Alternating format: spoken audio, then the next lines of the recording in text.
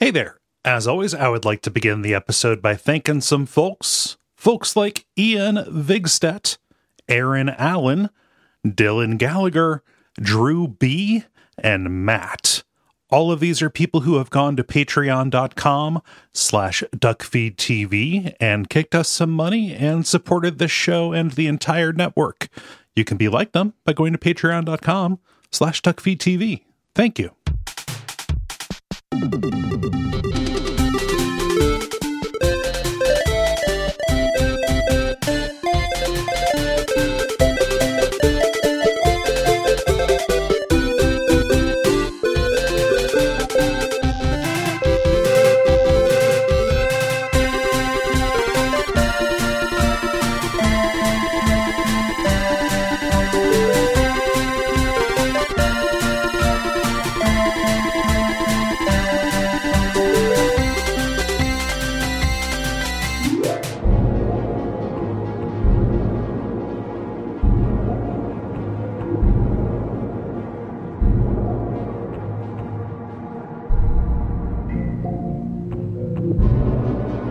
My name is Gary Butterfield. My name is Cole Ross. And you're listening to Watch Out for Fireballs. It is a Games Club podcast. And this week we're talking about Strangeland, which is a horror adventure game developed by Wormwood Studios and published by Wadget Eye for the PC and Mac in 2021. What I want the listeners to know is that before we were recording, Gary and I were bonding over how funny the phrase nitro burning funny cars is. Mm-hmm. Nitro burning funny cars. It's got 18-year-old hard body hyphenated string of word appeal. Yeah. Like, just want to let people know. The Dungeons and Dragons logo and font with nitro burning funny cars and 18-year-old hard bodies. Like with the fancy dragon ampersand in between them. Like, yeah, I just wanted to let people know about the good times because we're probably going to disagree on this one. Oh yeah, no, it's also, I think that I feel like you maybe have an inflated sense of how much I dislike this. I think this is fine. Okay, it's a mid for me. I don't hate it. Okay. Yeah, I was playing it and I remembered why I put it on the list. I enjoy this. Yeah. Well, we'll talk about it. Your mileage will vary. It's interesting too because if you look at the critical consensus or what have you on this, like it's got a real difference in its Steam reviews and critic reviews. Which like is higher, critic or I think so. I think it's a user is low, and I don't remember the exact, but I remember there being a split. But there was it's like a 9 out of 10 and then like a 6 out of 10. Gotcha. Yeah, things. I can see that. Yeah. It's like a 7 to me. It's worth playing. It's a snack. It's short. Yeah. It's been a minute since we've done a traditional adventure game. I knew we were going to get to a Wadget Eye game at some point. Like this studio is making waves. By making waves, I mean releasing games steadily over the past decade and a half or so. Yeah, well, but bringing back a very specific form of game, like being kind of the vanguard of bringing back classic point and click adventure games, both of which, which you and I are both fans of. Yeah. Yeah, exactly. Yeah, so let's get into it. Like I do have my bones to pick, but I don't think it's going to be a Thunderdome. Okay. Here, if you go to bat really hard for the story of the Evil Within 2, that'll be a Thunderdome. No, I don't care about the story of that. There's cool imagery in there, but that's no, the great monster designs and stuff. But like you have to move on. Forgive yourself, Sebastian. Like that game is bullshit. It's really fun. It's a fun video game. It's worth playing. Good times in the hands. But it is full bullshit. I do not have any high hopes, no expectations out of that studio or that property after the first game. But the second game is real fun. Yeah. It's really fun. Well, it's also just because I'll bring this up next episode. I don't give a shit.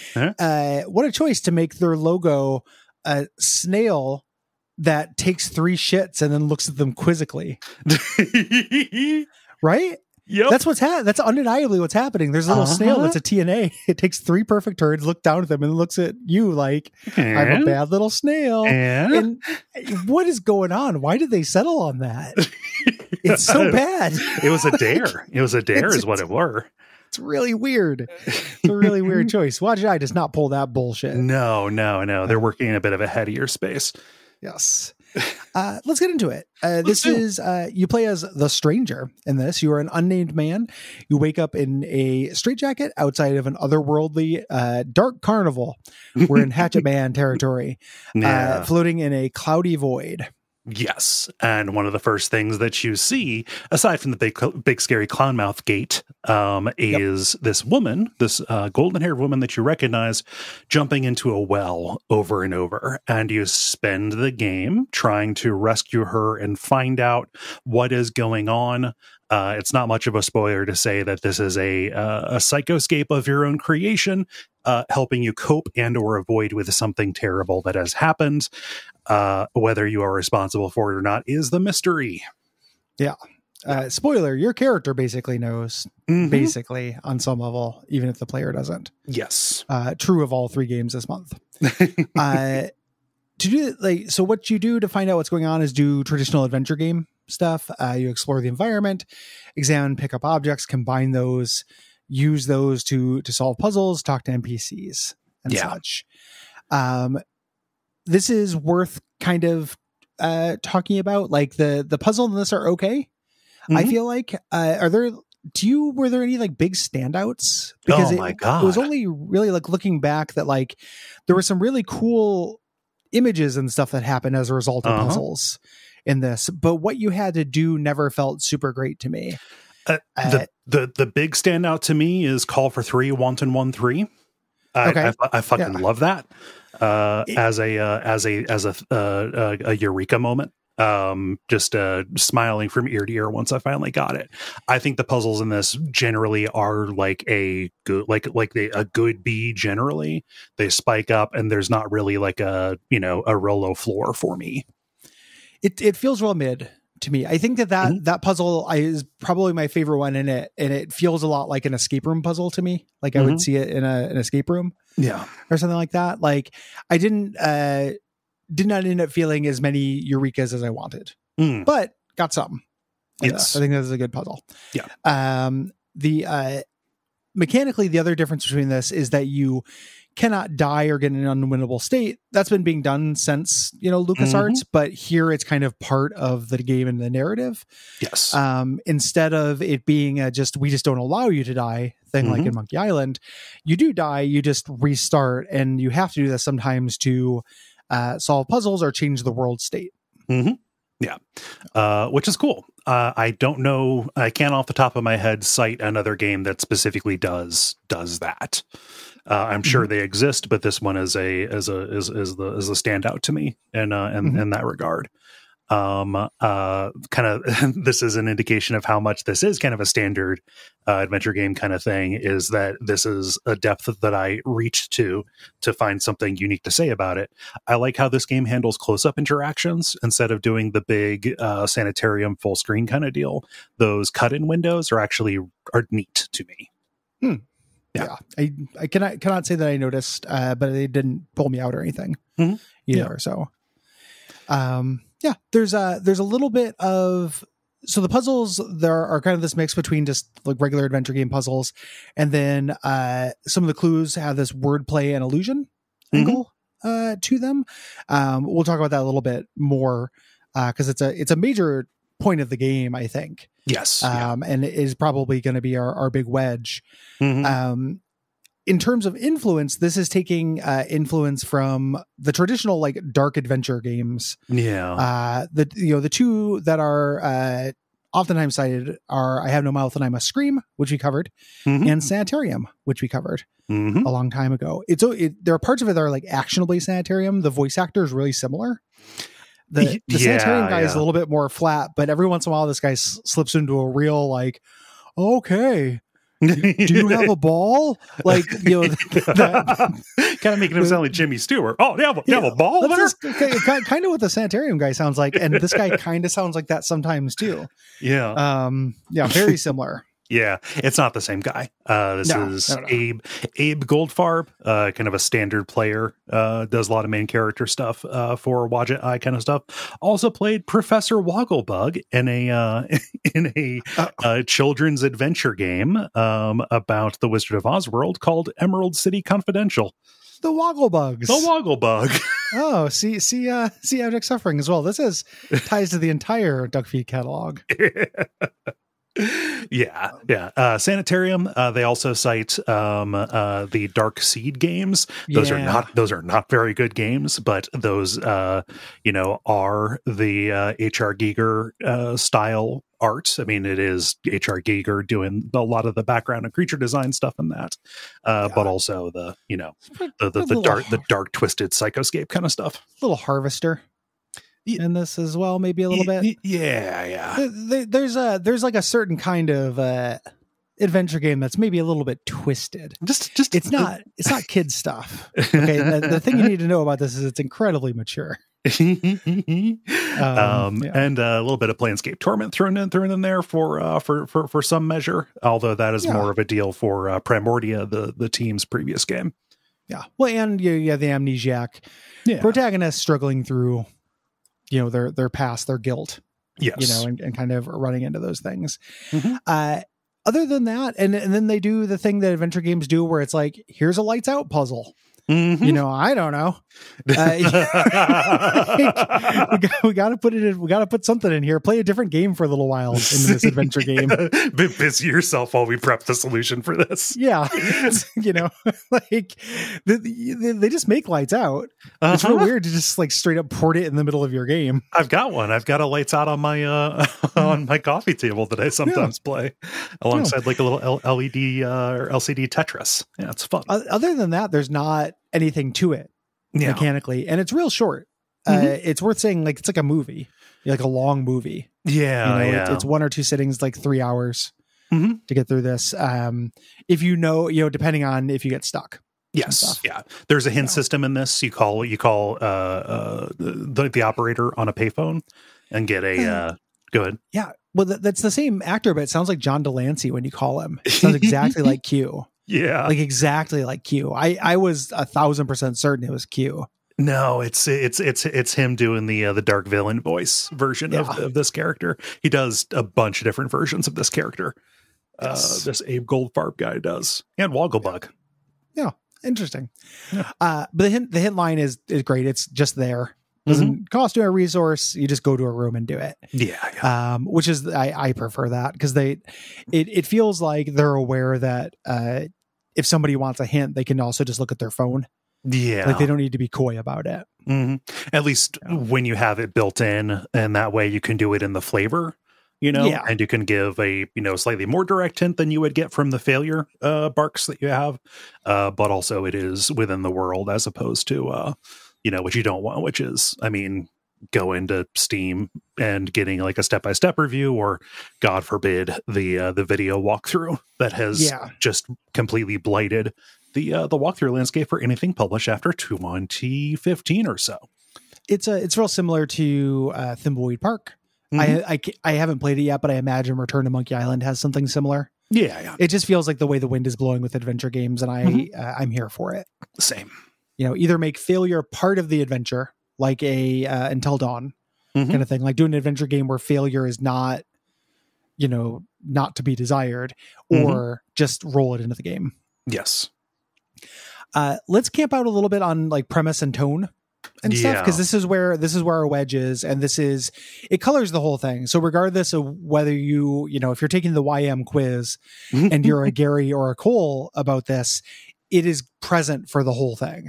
Yes.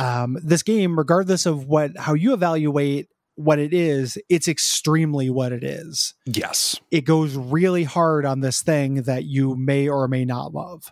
And we kind of laid it out there before, and also last week when we talked about devotion, but this is the psychological horror zone. Something terrible has happened, and the entire world, every situation that you're in is something that in universe your character has put together to either give themselves information or obscure it, So there's, quite literally like a manifestation of your depression in this. There's a bit of a fake out with that, but we are fully in that space. For my, kind of 2 cents on this, like this is, I like this kind of thing generally. And I think the only like really bad example of that we are seeing this month is Evil Within 2.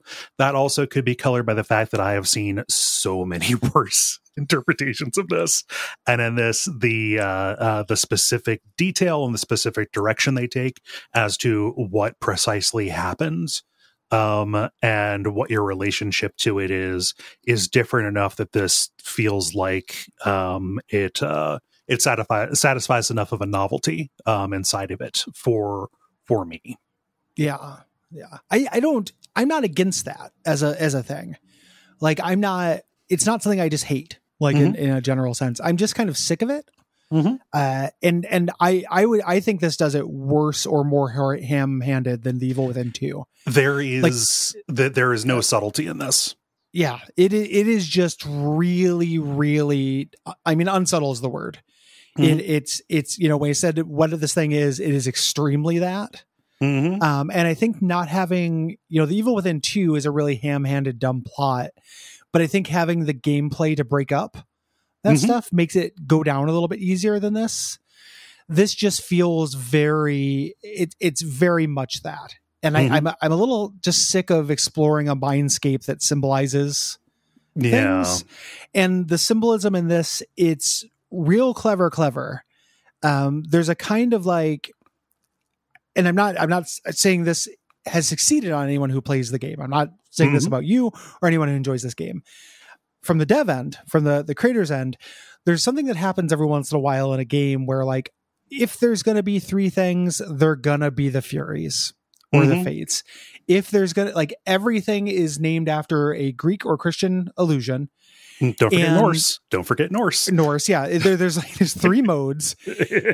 Everything is named after them, no matter what. And it's banking on the player just feeling kind of good about getting a quiz answer right, rather than it adding anything to it. I feel like it's additive. I think it goes so far in the direction of being a patchwork of illusion, not just to those primary source materials, but even, other works that, derive highly from them. Like there's a ton of T.S. Eliot in this. You can go through, you can play this in annotated mode, and it calls out whenever something is there. I did that this time, and that was, really useful.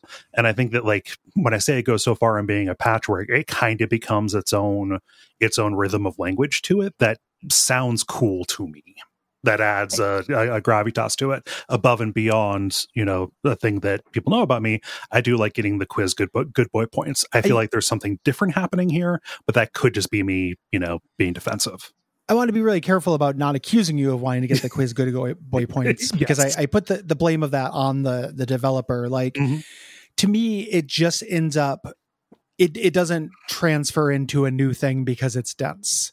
It just ends up feeling like a hodgepodge of trivia almost. Like the individual things that are being evoked because of ultimately, like I'll be curious, like, where we end up on this too, because I don't feel like this story is particularly deep as a narrative.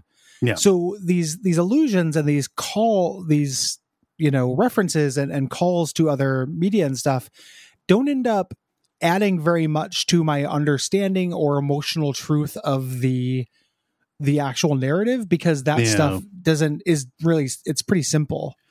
And part of what I am getting sick of, like this flavor of psychological horror, is because the bounding box for that feels very simple. Yeah. There's always an event. It's always about a woman. There's always guilt involved. There's just a really limited answer set for what it can be about, so much that I've just heard the story before. And no matter how many times you kind of tell it and add allusions and kind of cleverness and obfuscate the individual bits, it's still just a really, really tired story to me. Yeah. It's it definitely is those basic parts, but the illusion and stuff adds color and shade to me, a certain kind of spin onto it. Just you can hit the ball in a direction, but it gives it just enough English that it just bounces in a different way for me. Something that I, kind of wrestled with going into it, and kind of, seeing and hearing you talk about this as well, is, from a critical point of view, should I reject something just because I've seen it done a bunch of times before, or should I recognize what it is aiming for and, discuss how well it achieves that particular kind of thing? Does me being kind of like semantically satiated on the on the stuff here, should I let that in broad strokes affect my overall evaluation of something, or is that just a recognition of what it, or recognizing what it is trying to do, and having seen it a lot before? Tricky question, right? Like, can something being dead, does that factor into its quality? And obviously there's a lot of value to, there's nothing new under the sun. There's a lot of value to really executing very well a premise that has been done before, or putting a new twist on something. I think for me, and this is 100% subjective, Strangeland in specific is very rote. It's not putting a new twist on things. I've had versions of even with just like a lot of illusions, like this feels that also feels very stock to me. Like, oh, there's a 3-headed thing. It's the Fates or the Furies. Like it's, it's Cerberus, but it represents this. Like, that feels very stock to me. To where it ends up feeling like a straight, maybe well done. And I'm not just bad mouthing this. There's amazing imagery in this. Yes. Like visually, and audio wise, incredible stuff. Like in terms of an experience, like it does sell this stuff through being unsettling. It just ended up feeling like eager to impress me with illusion in a way that felt amateurish a little bit to me. And then all of that added up to a story that I've heard a million times before. The combination of those two things, like that is what ended up pushing me away for this, and not pushing me away. To me, it's like a 7 out of 10. Right. Pushing me away to where I'm glad I played it. I just probably don't want to play it again. We're dealing with kind of a narcissism of minor differences here, because I call this like a B plus, in terms of this kind of thing. You probably call it like a C plus, right? Yeah. Or like a C. Yeah. It's good. Worth your time. It's solid. You play it. It's just not, I just found myself getting a little bit annoyed by that. It's kind of hard to articulate. You either eat that stuff up, or there's probably the vast majority of people who don't care about it one way or another. Like who just, it doesn't look like anything to them. Yeah. And that's also super fine. There's also a discussion of, we talk about, I'll use like a different example, but something that engages in a tired trope to comment on it, let's say. Yes. Like if it is parodying or whatever, there ultimately is like, oh, you're still doing the thing. Right. Yeah. So to take the example of the Furious kind of thing, you walk up on these 3 women who are wearing Larry, Curly, and Moe kind of like big mascot head kind of things. And you ask like, who are you? What are you? And they say the Furies, the Fates, the Chorus, any of these things. They can't kind of agree on what they are. It kind of seems to be like poking fun that it could be any of these things, which ultimately goes to, a thing that this is trying to say about the stranger and this thing that they're putting themselves through. It feels like that, it is alluding to these things to, say something about this person, but it is still engaging in that same thing. Like can a work be substantially anti-war if it still shows cool ass war shit going on? Right. Can you say something about misogyny by having a misogynistic joke or a misogynistic character, to draw like higher stakes comparisons, right? I think that there is a question of depiction, whether or not it can actually subvert by engaging in it, right? Which reasonable minds can agree on. And I think can disagree on, and I think we are.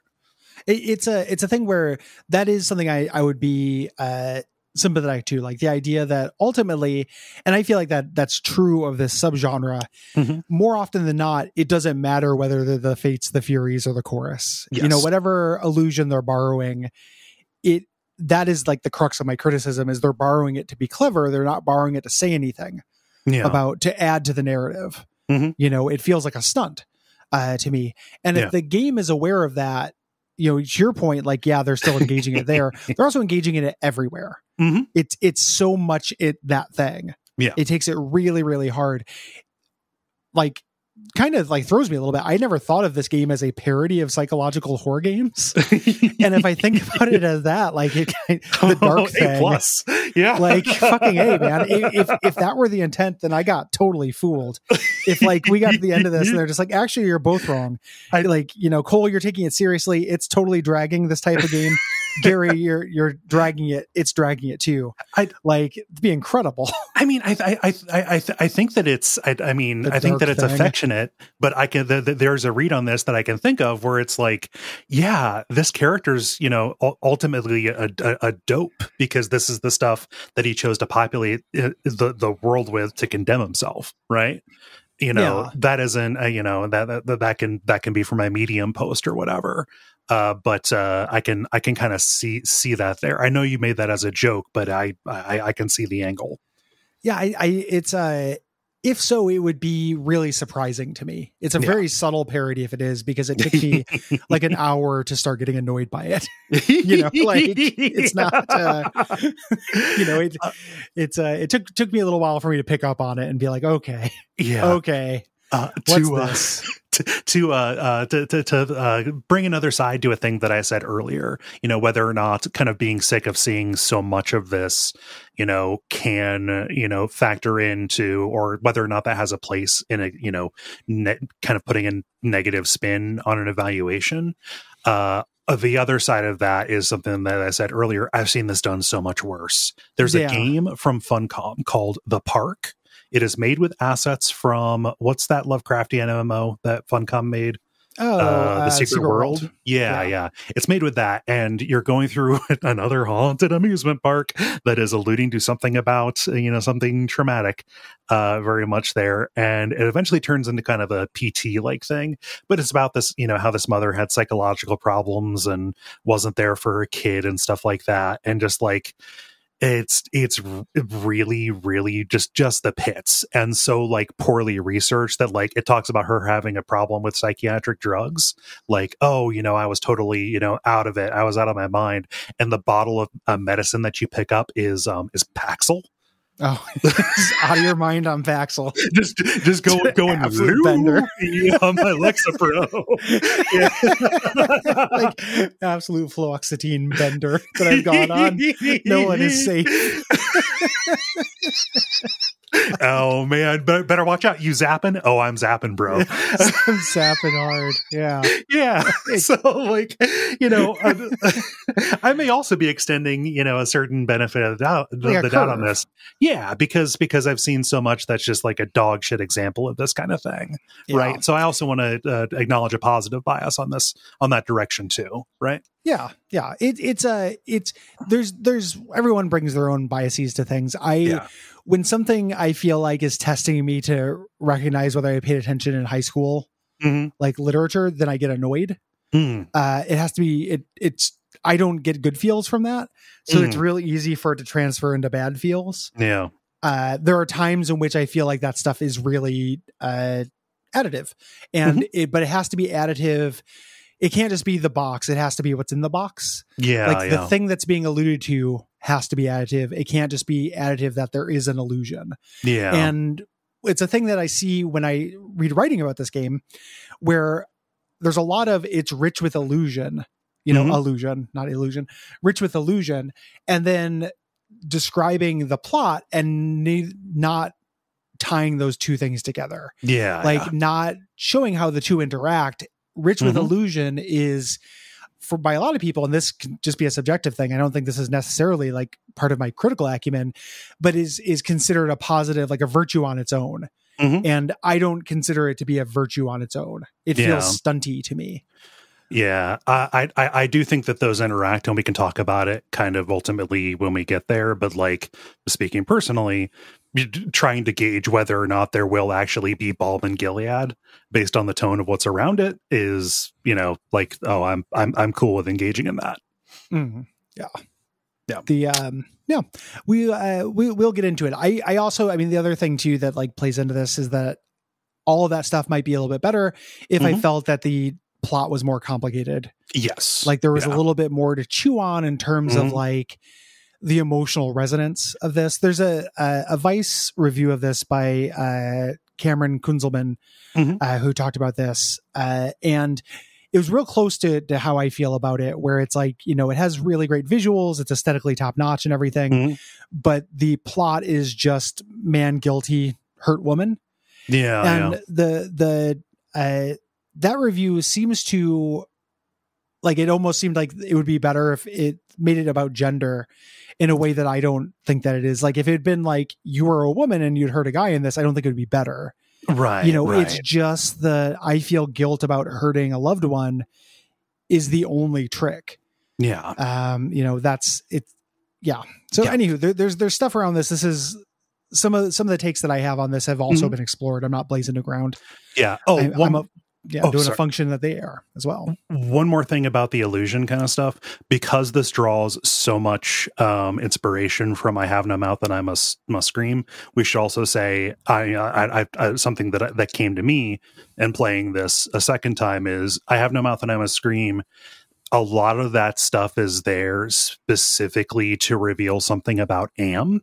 The computer who is, organizing all of these situations, noting that he is, as a computer, hyper literal and is working this stuff in, and you are needing to think about that stuff hyper literally because that is all that he is capable of, not true creation, but reassembling. I think that there is a comparison to be made between this and that, and it may not be a flattering one. Yeah, either for the creator or about the main character who is assembling this world for himself. Yeah. If the idea was this guy is assembling this world for himself out of half remembered English class stuff from 12th grade, then success. Yes. It's hard for me to gauge how much that's the intent. But like I said, I did not consider the idea of this being a parody of itself. And that does kind of throw me. And maybe I'll get to the end of this. I'll be like, this is actually a brilliant parody making fun of this thing that I'm sick of. It's outright said at the end that all of this metaphor, all of this illusion, this symbolism is something that you have put together, to distance you from this. Yeah. Well, that's the genre though. Like that's what psychological horror is you put together metaphor and illusion to distance yourself. Like, yeah. I mean, the specific polls, if it is making fun of the tropes of the subgenre. Yeah. I guess. Yep. Visually, we're in agreement here. The visuals are great. It's absolutely beautiful. Really, really stunning images and really cool monster designs in big, gnarly, full screen pixels. I love the way this game looks. Yeah. A big driver for me, was seeing the next thing. Yes. Going through it.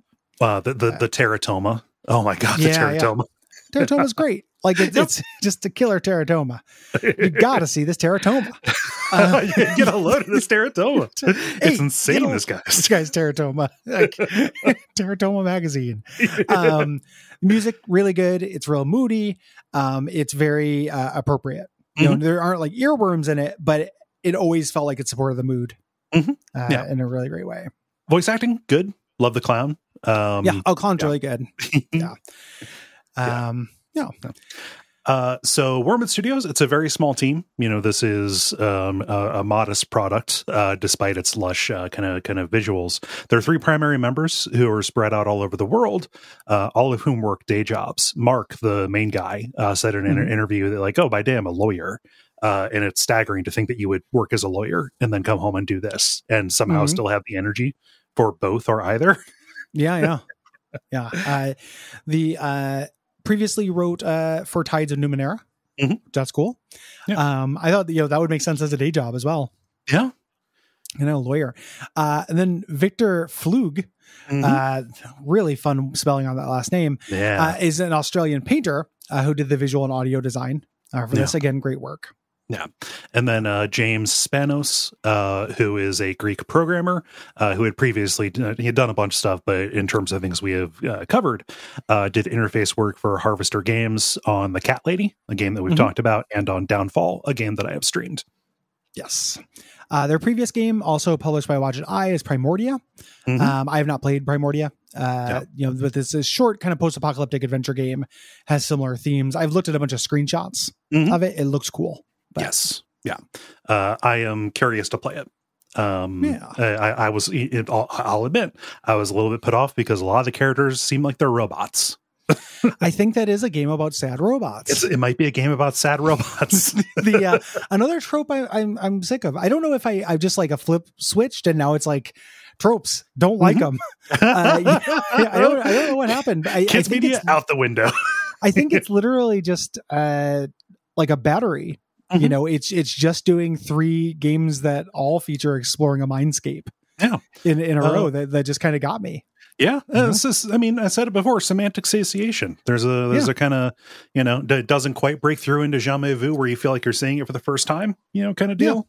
But it's definitely there. It can start your own name starts sounding like nonsense, Just sitting back, patting my belly, like undoing my belt buckle. I'm like, I cannot take another, like going through a fun house that's actually a funeral. I couldn't have another bite. I can fit so many fun houses. There are funerals in this bad boy. Slapping my noggin. Oh, you can fit so many metaphors in here. Yeah, I just might be a little bit done with it. Need a break. Yeah, reasonable. No. This is a very personal story for Mark, the writer and designer here. It was inspired by and dedicated to his grandparents. He watched his grandmother die after a long battle with dementia, and then his grandfather, who helped care for her, died shortly thereafter. And part of making this was a little bit of a process of processing that. And as someone with kind of similar experience, I can see it and feel it and sympathize with it. Yeah, dementia is a hell of a thing. Yes. This game was made in an adventure game studio, but Flug heavily modified this to make it work with the design. You can tell it's adventure game studio. That's not really a knock, like an adventure game studio. But yeah, you can tell. It's a versatile platform, and people make amazing, cool stuff in it. See Watch It Eye, see Harvester Games. Yeah. Cool little bit about this. Wormwood's really positive with Let's Players and streamers. They're like, hey, show off our game. We'll pop in on streams and stuff. I think that's the right way to do it. I'm sure that actually serves them. They popped in on my stream for it. They were watching. They wanted to just kind of see how it was landing. And they said hi, and I said hi, and they watched me solve the one puzzle. No, no wonder you have a special moment with that. Oh, yeah, I did it in front of them, and it was good. And they said people have trouble with that. And I'm a good boy. Yeah, how many good boy points did you get, man? Ooh, so many good boy points. I've been drowning in good boy points. Posting on that one for a while. Yeah. You just got to sit back and pat your belly and be like, "Oh, good boy points." I didn't need another good boy point. Well, there's room for maybe one more good boy point. I just got to just throw a whole bunch of gold stars. Yeah, just into it, and then just eat some more gold stars. I can like that puzzle separate from the I know. I'm teasing you in what I want to be a self-aware way. I know. That's why I'm laughing at it too. Okay. And the studio is currently working, and they've been working on for a while, kind of off and on, this RPG called Fallen Gods. You can read about it on their site. It looks cool. So, yeah, it's. I think it's real weird that they made a whole game about Jimmy Fallon's gods, but I think it'll still be neat. I want to see what angle they take with it. Yeah, I mean, what kind of dark trauma does Jimmy Fallon need to explore? There's darkness there. There's definitely darkness there. I wonder what type of amusement park he'll go into in his head. Will it be a Universal Studio style or a Disney style? MGM. Yeah. This makes me sound really negative. There's tons of individual things in this I really like. So when we get to the body of this, there's tons of sugar to talk. Yeah. It's a little, yeah. Let's get into it. We also don't have to apologize for our opinions. So No. I want to set it as an accurate thing, because it's hard when you when something is like a 7 out of 10 to you, but it's emblematic of stuff. Right. That's a bugbear. Like, it's not really this game's fault. That so many things played Silent Hill 2 and went, oh yeah, this is the thing. So many developers are like, this is what games are now. Yep. It's not this game's specific fault. Mm-hmm. Yeah, it's just it is in a barrel, or kind of down in a rut that it itself did not necessarily dig.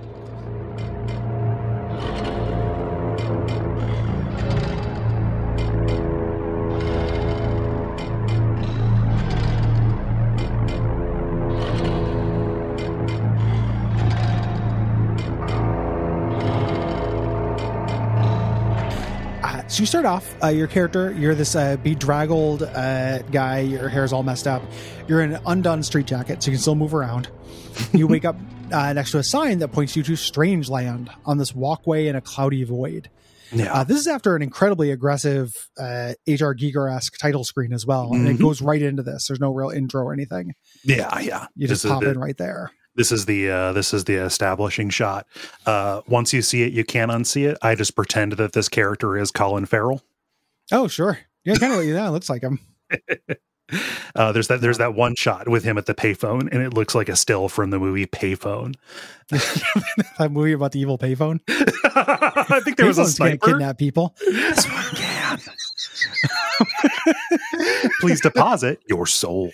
Please deposit your daughter. Wait, what? What? That can't be right. I'm going mad. They should hire me to do the voice acting for one of these psychological. They really should. Things just like a merry-go-round here. But what instead is this place? Instead of horses, it's me. It's me. Zeus? What are you doing here? I'm actually Odin. Or Yahweh. It doesn't really matter. I have to climb this world tree to get to my daughter. So you walk forward. It's the only way to walk forward.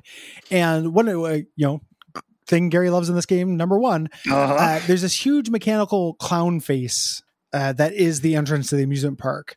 Yep. Who talks to you. And every time you go in, I don't know how many of these you have called out in the notes, but he tells a joke. And they get less and less joke-like. They become just straight up allusions to things that are going to happen.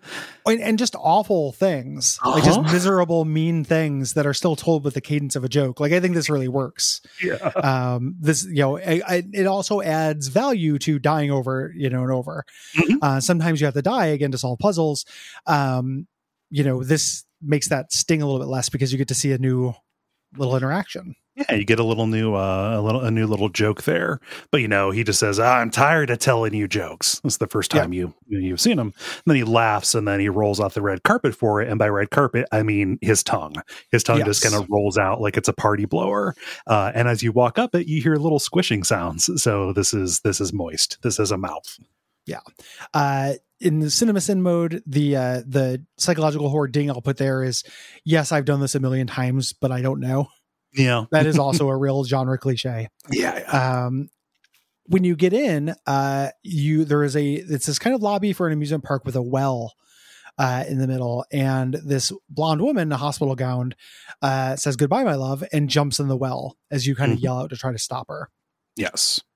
Before you can go and look down and see where she went, this old man's head in a tank nearby, it's like a fortune-telling machine called Murmur the Magnificent, modeled after Mimir, reassures you like, hey, she's not gone, she's just dead.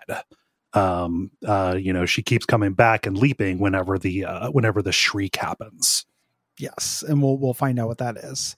No. Then the payphone that's here rings, and we go and answer it, and Q, it's just really a malicious version of your voice, but it sounds exactly like John Delancey, talks to you and says, "This is all your fault.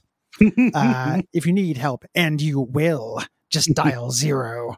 Introducing the hint system, and then also taunting you and letting you know that this is your guilt. Mm-hmm. Yeah, and then just adding into the chorus there, a raven who is up on a post. There's a little bit of business about whether it's a raven or a crow, and mileage is going to vary on that. I like that it, and in citing that it is a raven, it says, "I may be unkind, but I'm not murderous." Yeah, a group of ravens is an unkindness. Good boy, boys. Yeah, cute. You could tell it's not a raven because ravens are the size of like small horses. Yes. Like ravens are huge. A crow is regular. A raven will fuck you up. It is basically 6 feet tall and full of muscle, like the guy from the Down Under video. But it says, "Sticks and stones may make me groan, but words will never move me." Then suggests, you could try following her, suggesting like, hey, try going down the well. And when you do, you get an amazing animation just using scaling and stuff of your body just careening past the tangle of roots below you. It's really and I say this genuinely, charmingly kind of cheap looking.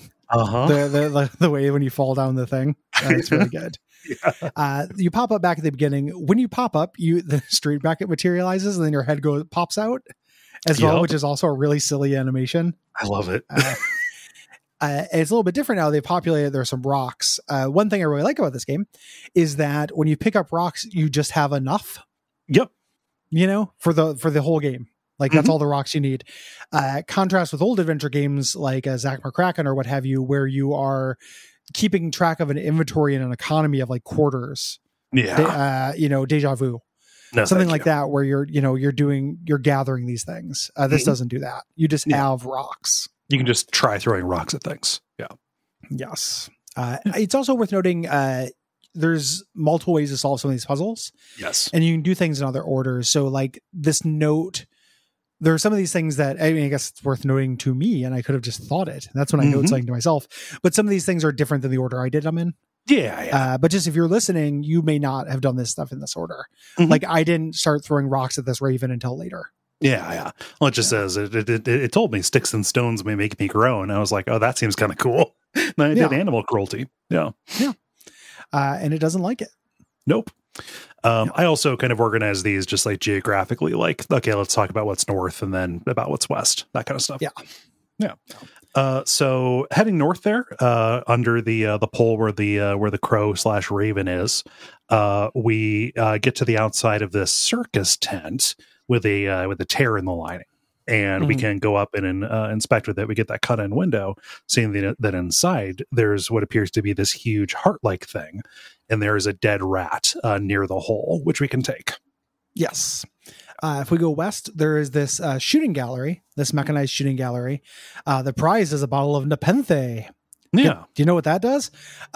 This the brew that puts a bullet in all your bad thoughts. Referencing the Nepenthe. This is too hard to win as is. You just have to click on these light up skull targets too fast, so you have to slow it down.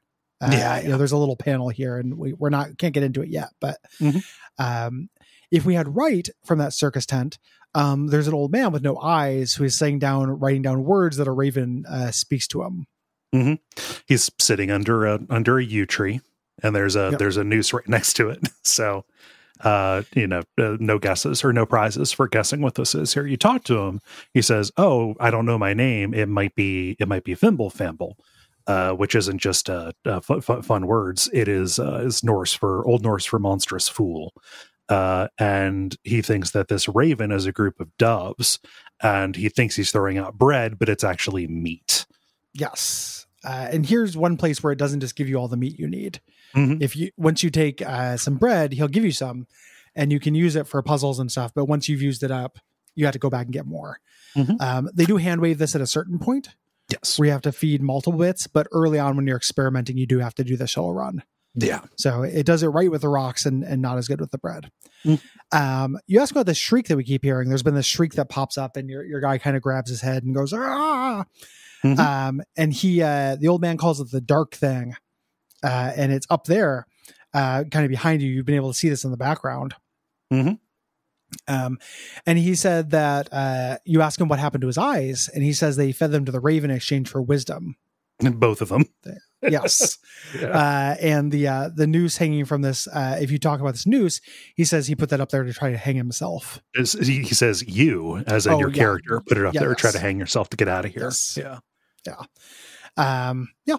If you head west, there is this gigantic demon furnace head named 8-3 that is a forge for making things. And you can talk to this as well.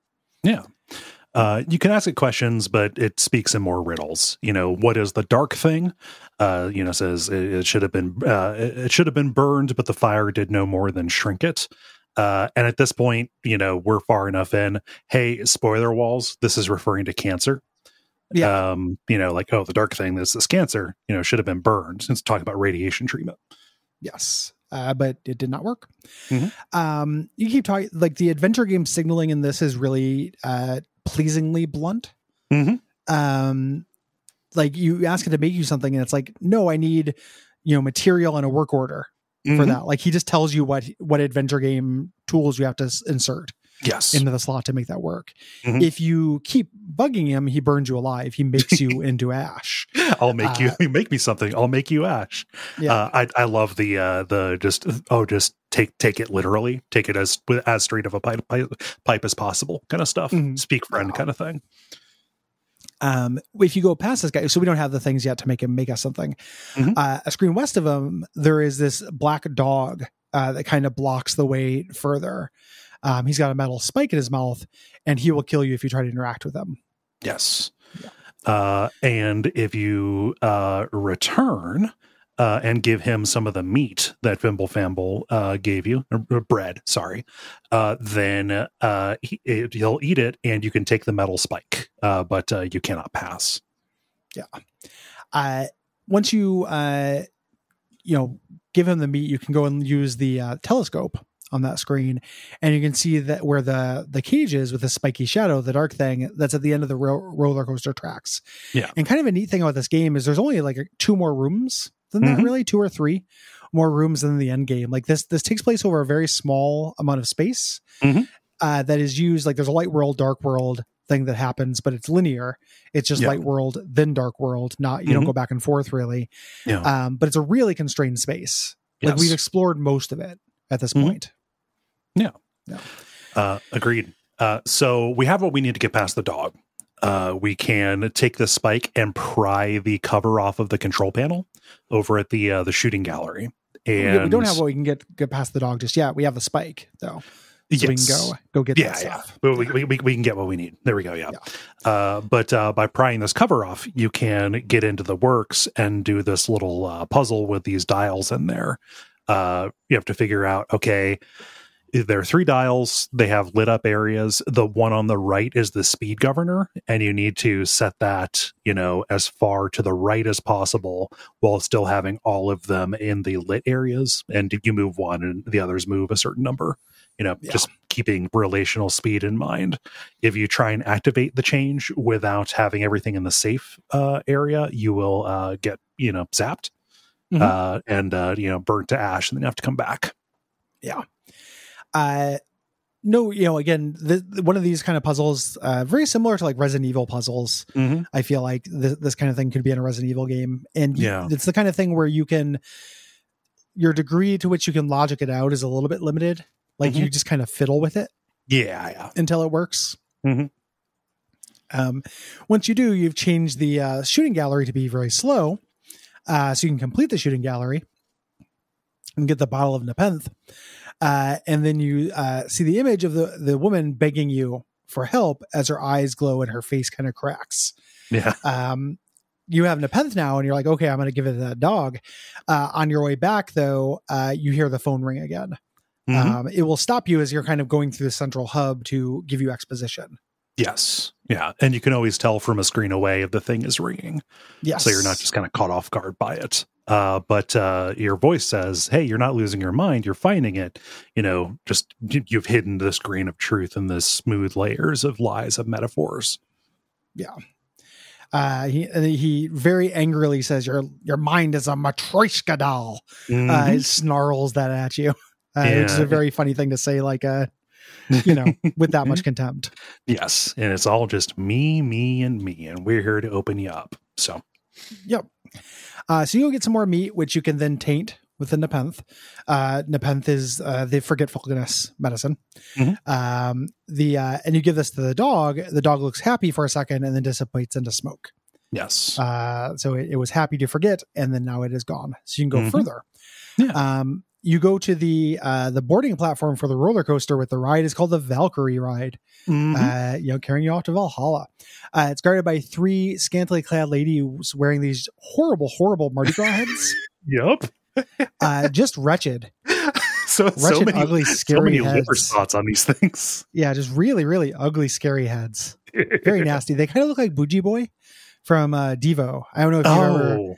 Devo's got a mascot called Bougie Boy. Yeah, and it's this horrible little baby. Hangs out with the general. If you grew up near Akron, you would know. Oh yeah. Real Akron heads know all about Bougie Boy. This is like 3 Bougies Boy. So. They're kind of arguing with you, and being real cagey with it. You can ask, like, hey, what the fuck is up with these masks? And they say, we're not women. There's only room for one woman in this story. The annotation mode in this is very funny because it pops up Bechdel test and it describes what the Bechdel test was. And then it says this game does not pass it. Oh, that's real cute. That's funny. You can ask to see what's under their mask, and they say, it's death to see what's under the mask, which is a Loom thing. Shout out to Retronauts episode about Loom that I did. That's it. We haven't done an adventure game in a long time because we've just been guesting on Retronauts. That's the thing. Episodes about LucasArts adventure games. You and I have actually talked about tons of traditional adventure games in the last 2 years. Just not with each other. Just separately. We've just been cheating on each other with Bob Mackey. But and if you do that, you die. If you look under the mask. Yes. You can do if you insist. And when it's kind of one of the only things you actually express horror about. It says nothing, absolute nothing. Just these things like it. You can return to the platform, and the clown voice calls over and says, the ride is closed for want of worthy riders. So we need to figure out a way to call this. Yes. So we can head east of the well. This entrance is not very well signposted, I think. Like this blended in the background a lot for me that I could leave here. I wanted a thing that I want in all adventure games is to be highlight able to all, down. baby. Yep. Highlight all. I think that should be in all adventure games. If nothing else for accessibility shit, I couldn't find this for a little bit. It was frustrating because I fucked around with this on the Steam Deck because it's compatible for that, and I like the Steam Deck a lot. Ultimately, I wouldn't want to play it on there just because I need to take notes. But in the configuration, there is a button on the Steam Deck that says hey, highlight interactables or what have you. But I could not find the equivalent on the keyboard, and I tried everything. So I couldn't find it either. Yeah. So when you eventually find this exit, you can go east. You're on this little platform with a flyer here. It has a picture of the woman in question, and the text says "Lost. Call 431." The last numbers are torn off, and there's a winding path that we can follow to this electrified gate in front of the freak show. The gate is electrified. There is a handle on the other end, and you can try throwing rocks at it, but that's not going to work. No, we need something a little bit heavier. Yep. Yeah. So we go back to where Fimble Famble is and throw rocks at the Raven to make him say different things, which Fimble Famble will then write down. And this is, you get a little close up of the Raven, you hit him in the arm, in his claws, so he'll say claw. Ow, my claw. Yeah, like you do, wing or leg or whatever. There's a little bit of I find this to be a little bit ham-handed that the man can't write G. It's a little, arbitrary. Like I can write G with my eyes closed. That's not that hard. So we can't get wing. We're going to need that for later. Right. But if we get him to do claw, we can get him to do claws and beak. And we can go and take the metal spike, put it on the anvil, and give the note to 83 that says beak. And this makes us a dagger. Yes. Yeah. With this, we can also, when we examine the rat, like when we first picked it up, it said, "Oh, it's heavier than you think it would be."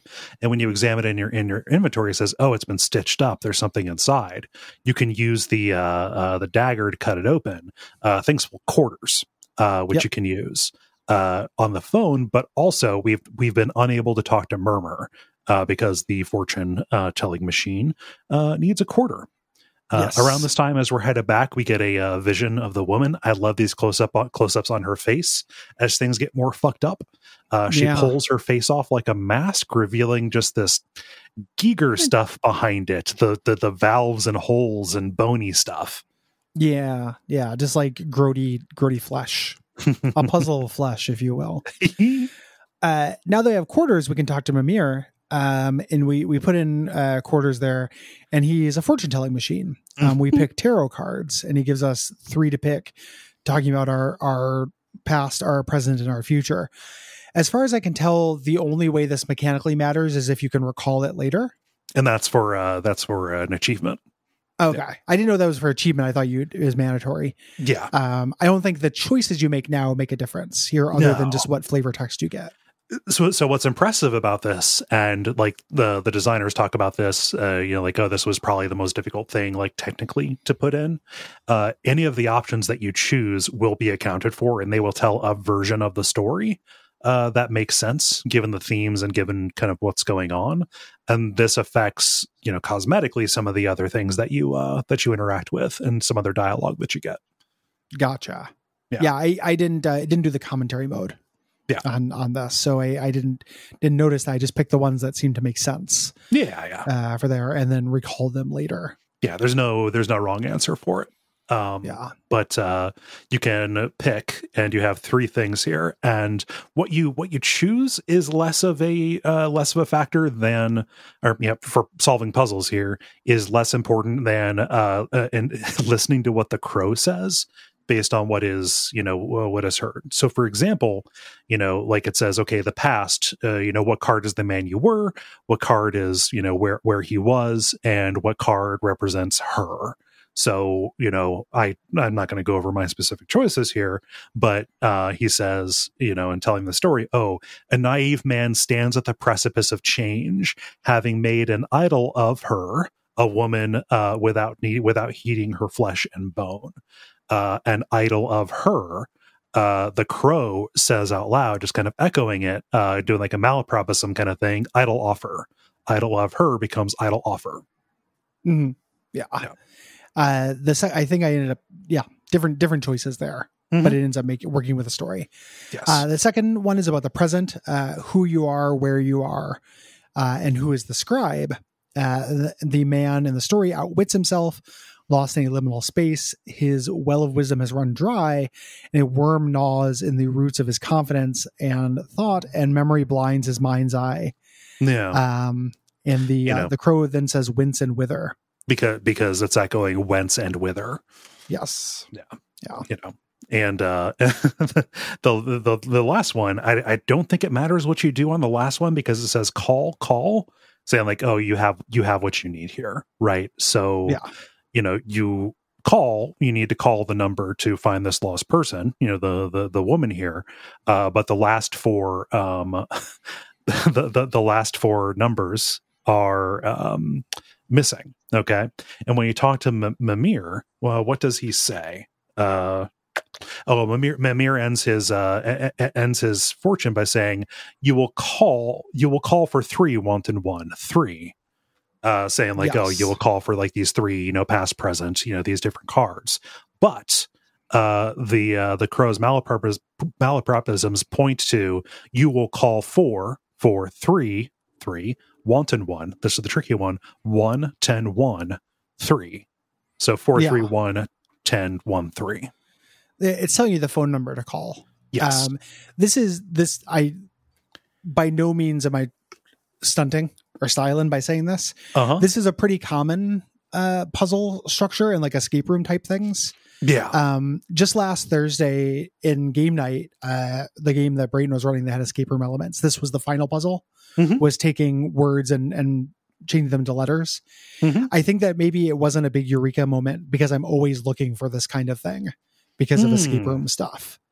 Yeah, and me having not done an escape room, and like this, I think when I saw this, might have been the first time I like solved this kind of puzzle. So like I felt like king shit a fuck mountain. It's a cool puzzle. Like it's a super cool puzzle.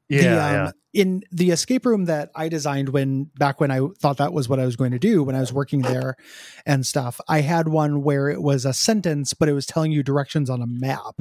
Oh, nice. So like you would start in one place and it would be like, in order, you don't have the right, I can't remember what it was, and that was saying you'd go forward and then it would be take a right, left, north, south. You designed Elden Ring. You don't have the right. You don't have the right. You don't have the right. But it meant taking 3 rights, aka a left. So it was a very similar kind of thing, like transferring modes of language into a different context. Learning to hear or read differently, right? Yeah, it's certainly neat. Like I'm not poo-pooing it at all. Yeah. It's just something that I just happen to have run into a bunch. Yeah, but it's cool. It's a cool trick. Yeah, 100%. But you call and you hear the woman on the other line asking, would you ride the swaying road to heaven? When you say yes, the roller coaster car arrives on the platform. I like that it doesn't just say, so it is. It actually cuts away and shows the thing arriving there, letting you know, like, hey, go there. Something's changed. Yeah. So you go up and you ride the roller coaster car. You take it up to the dark thing. And you get another vision of the woman. This time her head is split in half, revealing this horrible mass with inside it, just gross tumory stuff. She says, please help me, as this separates further. I feel strange. Yeah. It's I don't feel so good, coach. So you're the stranger. When you walk up there, you brandish your knife at the dark thing. You have to pull this bar from a cage to let the dark thing out to get to it. But instead of stabbing it, it shrieks and repels you over the edge of the tracks. Yes. You've now let it out, you fool. You absolute clod, you buffoon. And again, as you fall with your, little scaled sprite just careening end over end, you knock against the yew tree that Fimble Famble is sitting under, and you knock a branch loose. This happens very prominently. And of course you die. When you walk into the well room from here, Murmur tells you the death is loose and your priestess is caged here. I think he'll say whatever you call the woman. Yes. In there. Because I don't think I called her priestess. I think you called her something different. It might have been the Hierophant. Yeah. He tells you that you're going to wear yourself to nothing unless you fly free. You need fire and spirit and golden wings and a Valkyrie to set you on the right road. Again, giving you your list for adventure game stuff. Love it. Then after you talk to people in this kind of middle act of the game, the dark thing appears and destroys them. The dark thing blows up and destroys Murmur's tank, kills Murmur. And then you can't do anything. It kind of paralyzes you. While this happens, you can still watch, and your character sees what's happening and like yells, like it's a horrible thing that it is seeing. I love this thing because it's floating there, like a white blood cell, looking kind of spiky, and when it kills, like the tendrils just kind of spike out and through whatever it's killing, and it will kind of like dissipate around it. That visually like is Venom. Cool to me. I guess it's exactly how Venom kills stuff. Everything's like Venom. It is like Venom. It's like a protean black mass that shoots out spikes. Oh, it is Venom. Okay. Now this Venom, is he in the room with you? That's exactly Venom. It's so Venom. It's not my fault that everything loves Venom. Okay. Yeah. No, we don't have to get hung up on this. Jeez. Raymond. Like Eddie Brock. You gotta get the big scoop. Oh, jeez. I got a symbiote. But those are my lobsters for the dinner. Oh, no. Shriek. So then the phone rings and you get blamed for it. Of course. John Delancey yells at you and says you make things worse. You've killed Murmur. And this, I did not feel bad about killing these little mind goblins. Like, you've gone on, like these things are so clearly not real. who gives a shit? Like, like it was really, I felt like it was trying to make you feel a little guilty that they died. It's like, I don't know. It's all it is all just the smoke of the imagination, you know. Yeah. This is just holograms. Yeah, murmur won't be the last to suffer. Oh, okay. Cool. You kill all these little shits. I don't know. One less thing for me to go talk to and try and use items on. Okay, exactly. Yeah. I'm playing an adventure game. Like, oh man. Yeah. So we have to go explore that freak show to the east, and we have to deactivate the electric fence. So when you go back to Famble, you can grab that branch. Hey there, Clark W. Christmas. Sorry, this ladder fell between the seats. Fimbum. Grab that branch. You cut the noose loose from there. The noose is loose. And you're making a grappling hook. Yeah. Real classic adventure game shit. Yeah. So you take the bar that you got from the cage and the claw note that you got from throwing rocks at that poor raven, and take it to A3, and he makes a claw for you, this grappling hook that you can tie the rope to. Yep, which you can then use to turn off the electric fence and get access to the freak show. Yes. Which is real cool. It's just a really small room with 3 things in tanks, but they're great looking. Oh, they're awesome. Yeah, this is real cool looking. Real gnarly stuff. So going down the row, the first one is the Black Swan, which is more like a small malformed chicken looking thing. That is black and bony, and it is covered in oil. You can touch the case and it breaks, and your guy's like a real sad sack about it. It's like, oh, another thing I touched fell apart. It'd be very funny in real life. Like you see this horrible like pickled punk and touch it and just like, well, shit. Like I had to go kill myself. I can't, you know. But you can take the bird's head. It's covered up in oil. We can actually combine this with a U branch and go over to Atri and say, hey, got a light. And he will light it up. This is a torch that he says will fight back darkness and warm the dead. We're going to need to use this. If you use it on dead things, it will give you a vision of them. And you will gather their spirits. The vision it sends you, there's a really clever little bit of reusing assets, because when it shows you this, it's showing you the dark world that we're going to go explore later. So it feels like it's just like, oh, wow, you know, here's an entirely different drawing of the same room in a creepy mode. That's only being used for this little scene of pulling the soul out of this dead thing. It's actually reused later. Yeah, it's when they come in. It's clever and to a purpose. I like it. Yeah. I wasn't being sarcastic. Yeah, I like it. I think it's neat. So we have the torch. The second thing in the container is the stream maid. This is a Fiji mermaid with 3 eyes, very like a mermaid, but very specifically looking like a Fiji mermaid. Yeah, the famous taxidermy hoax thing. Yes, it has 3 eyes, and it was donated by Rhoda, Etri, and Albrecht. And there's a panel of buttons that correspond to lights on its chest. That's lights out. That's so funny to me. Like, just play this electronic game in this mystical hell realm. Yeah. Like, you have to play a dark game of Battleship in order to unlock the Haunted Mermaid. Like, this is the mindscape that you go to erase the boredom of a long car trip. The mindscape, aka, I love being in a haunted Cracker Barrel. Like, they should just cut out the the middleman and make it a Cracker Barrel. Like, my wife died of something. It's kind of my fault-ish. I go to a haunted Cracker Barrel and do after the funeral. Puzzles. Yeah, like for some funeral potatoes. So I have to do, you know, peg jump and lights out and tic-tac-toe and that game where it's all the dots and you draw the boxes around things. Little reversey. You mean all dots the things and boxes? that adventure games do. Yeah, dots and boxes. Yeah. I mean, just see also the sketch we did for 9 hours, 9 persons, 9 doors. Exactly. It's very funny. Like when you have something that like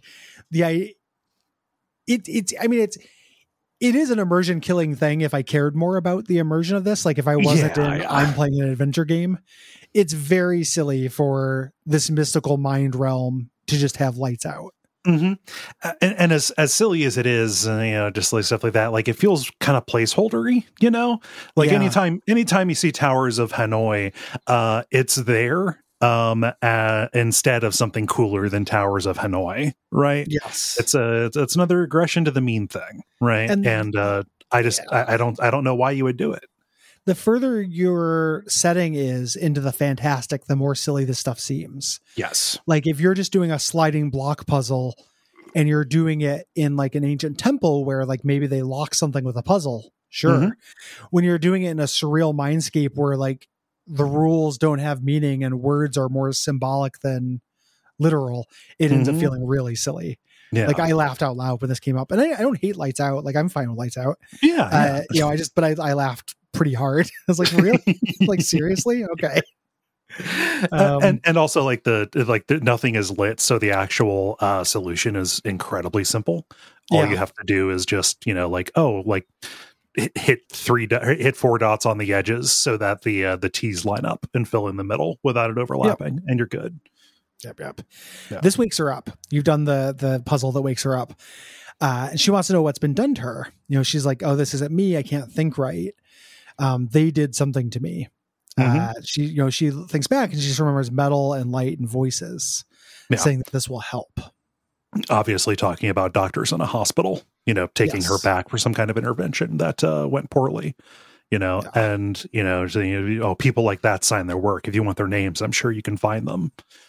Yeah. Which we've seen on the little plaque. Yeah. There. They say that, or she said, they carved something in my head. They put something in there, this knowledge of how to carve metal, like she mentioned, the plaque mentions A-tree. That's 8-3. We're going to meet Rhoda later on. But, so we say, like, we ask her, like, hey, can you make me a weapon to kill the dark thing? And she won't make anything for us unless we bring her something to replicate. We show her the beak dagger, and the stranger asks, hey, can you make this sharper? And she says, oh, when a woman from the water gives you a blade, she always begs a boon. So you got to go do something for her before she will do this. She wants to know what her name was. Yes. In the final tank, there's a big evil starfish, like psychic starfish, a big starro. Kind of thing, known for its irritability and powerful gastric acid. Same. Yeah. Very much so. You have to have an acid reflux its way out of the cage. You interact with it and it communicates with you psychically, giving you little prompts and then giving you 3 options that kind of float in the air. Yeah. And you're choosing the negative picks. Like the nastiest connotations. And if you do this enough times in a row, it breaks the cage. It describes itself in this way that is like virtuous and symbolic. So he says, I am an act and need no brain. The options are, bliss. So you could see that. You could see fire, like, oh yes, fire acts that way. It has an intelligence, seemingly, but there is no brain there. It just acts. Or you could just say, oh, you're describing an idiot. And if you call it an idiot, it's like, no. Yeah. And it rages. And every time that it does that, it cracks the tank some more. Yeah. You basically have to get the riddles wrong. Yes. Over and over. Once it does this, it spits its acid on you, melting you, which you then have to return and use the empty bottle that you have from the Nepenthe to gather up some acid. Yes. There.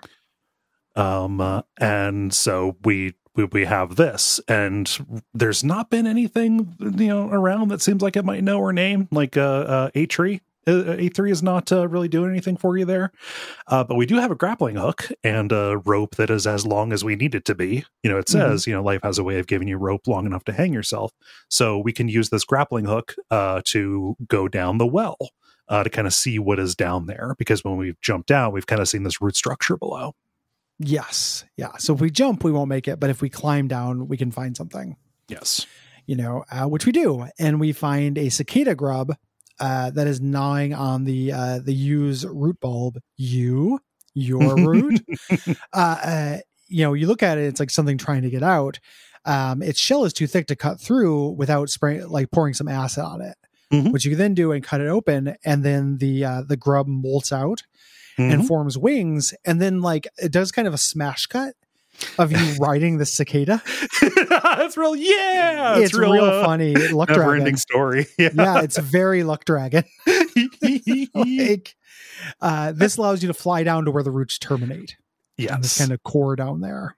There's a few animal cage like train cars, like a circus train kind of deal, and you can hear somebody sobbing inside. You use the torch on there to light it up, and it reveals this man covered in hair. We got a cousin it kind of thing here going.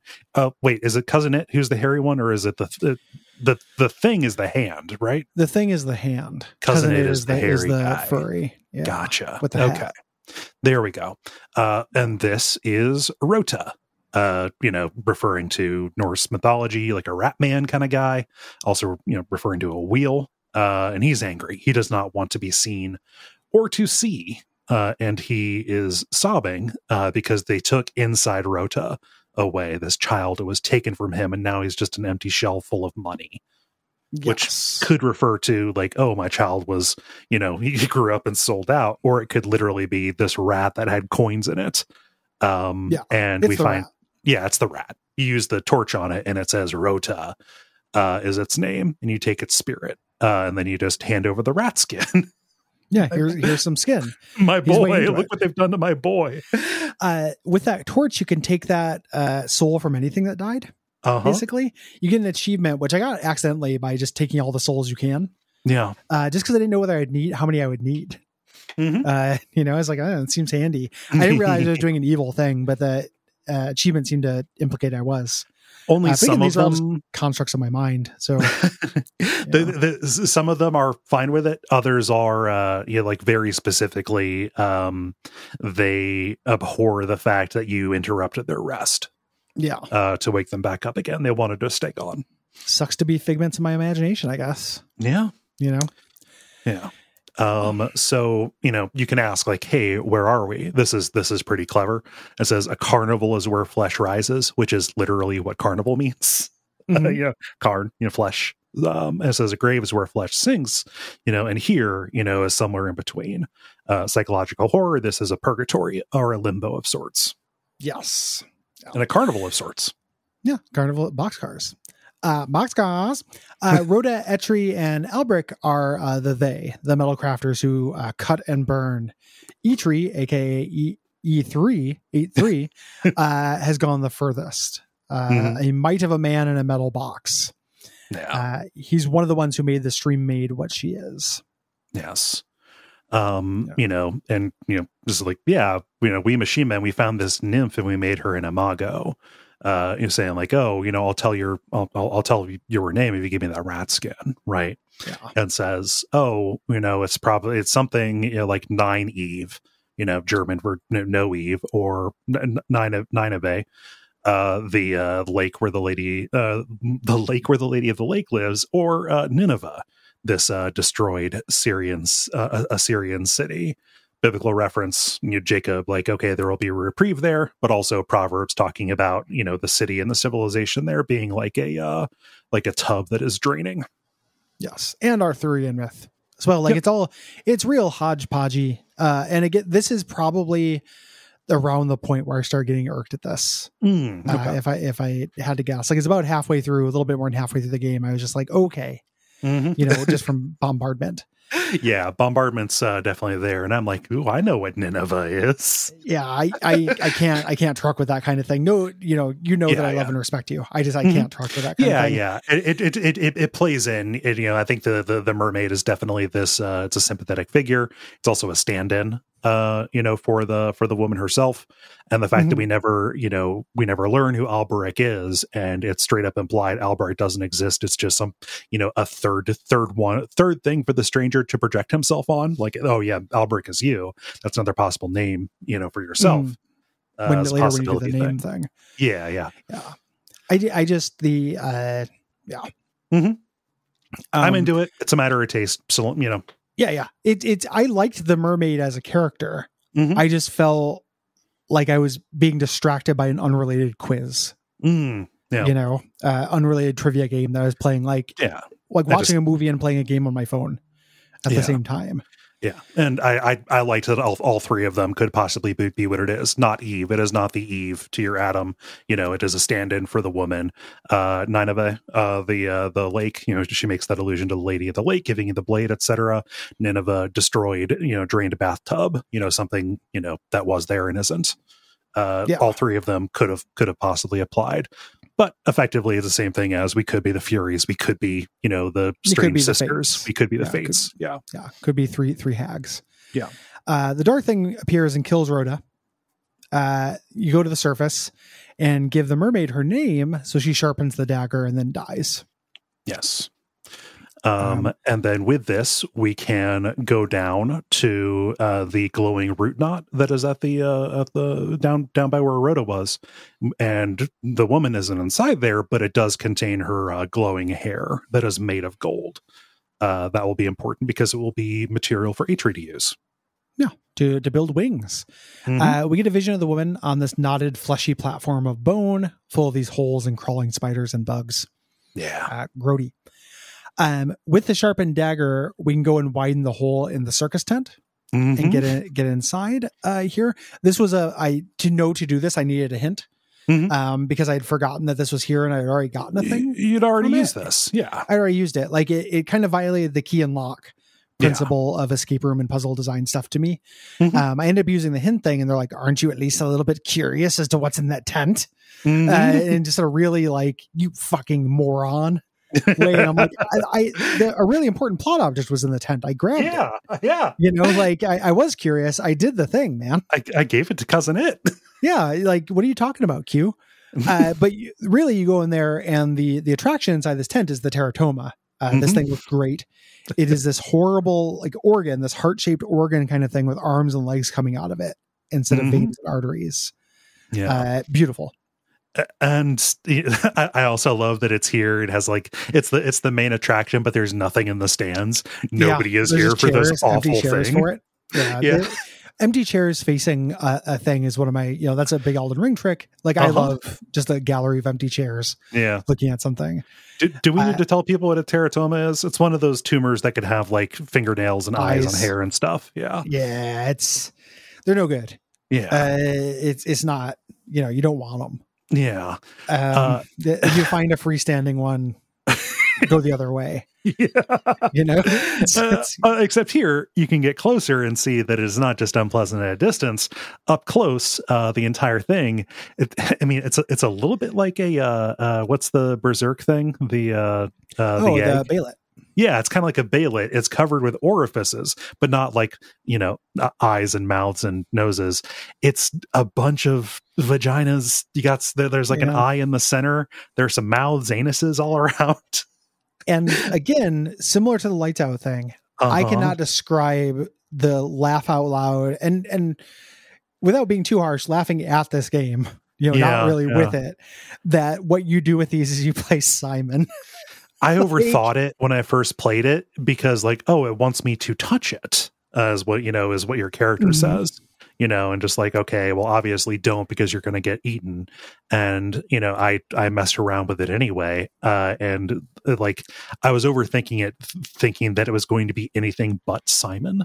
But when it started repeating the same pattern, just kind of tracing out like a big, like 6-pointed pentagram, kind of deal. I also was a little bit underwhelmed. I was like, why am I playing Simon with a bunch of anuses? It just doesn't make it like, this is what my mind comes up with. Like it ends up, it very much contributes to that like miss of the heady tone for me, that it doesn't, when I talk about the things not feeling related, like this stuff feels very perfunctory and placeholder. It doesn't earn or rise to the level of illusion that the rest of the game does. Like this is a definite miss in that regard. Like the thing about this is like, oh, it's another tumor. Like, hey, there's cancer involved here. There's a story about this. Maybe the sexual side of it, but it's real unsexy sexual. Like it is not meant to be like the bubblehead nurses where it is, kind of like there's an alluring part of this, but overall it is horrific. No, this is just horrific top to bottom. It's just horrific top to bottom. And then doing one of the simple elements of games. Yes. One of the basic building blocks of games by playing Simon, just a memory game. If you're doing Simon, that was a chance to do something cooler. Yes. Yeah. This could have been a puzzle. Yep. Suppose something you buy in for $11 from the board game aisle at Fred Meyer. Mm-hmm. When you do Simon correctly with the buttholes, it births an eye, which you can then, that came right out of a butt, that you can then have Fimble Famble stick directly into his waiting socket. So it really, the dark thing killing him is kind of a mercy. Is that or sepsis? Like, this guy was going down. Days numbered. Yeah. So now that he has an eye, though, and he remarks like, "Oh, it's nice to see something from somebody else's eye." It's not his own. Looks He sees like it differently. But now that he can write down the word wing, which is what we need. Again, following the directions that Murmur gave before he got. Yeah. The dark thing appears. Fimble Famble says, I see you here, and then he kills Fimble Famble. Mm-hmm. The eye drops to the ground, and the Raven grabs it and runs away. Big ground payday. Score. Big payday. You go to 8-3. 8-3 is dead. He's been killed. But you can use the torch to revive him for one last time. So you put the golden hair on the anvil and give him the wing thing, and he makes golden Icarus wings. Yes. Icarus. Mm-hmm. So now you can head west to the where the Furies were and the Valkyrie ride was. The dark thing attacks the roller coaster and breaks. I did this earlier. Went over here, but whenever you come here first, he breaks it. Yeah. You also get a vision of the woman on the platform. The bony one before. The spiders have organized. Yes. Yeah, no, they decided to eat her. They kind of swarm up on her, and then there's nothing left. Yeah.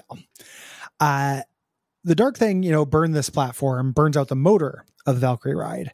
And the mascots tell you that you need to refill that with spirits using the spirit torch. Mm-hmm. To gather up 5 spirits of dead things from around the carnival. I had already been doing this, and I had all of them, basically. Yeah. You pop them into the battery there, and you can ride the car.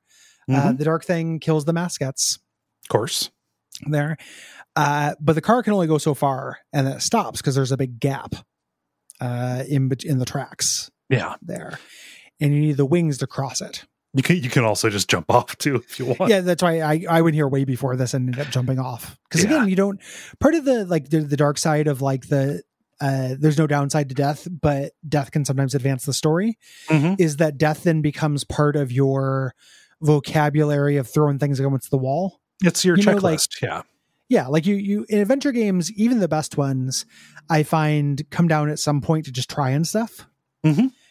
And with making death one of the things you try, it does mean a lot of just start over, see that and unskippable animation of your eye that shows every time you die, and then having to walk back to where you were. Yeah. Like there's some mild friction there. They go a certain amount to kind of ameliorating that, because you can do the double click on the exit to just load the next screen. Love it. Every adventure game should do it. Every adventure game should do it. I never want to watch a character walk. No. But I did not like watching that unskippable eye. Neither did I. Thing. You end up watching it a lot, both with mandatory and experimental deaths. Yes. And accidental. There. Yeah. But you fly, and before you can get up to the platform, the dark thing, not its true form, but, a crab, like the sign of cancer. The dark sign, you mean? Yeah. It appears, and he does the annual crab grab on you.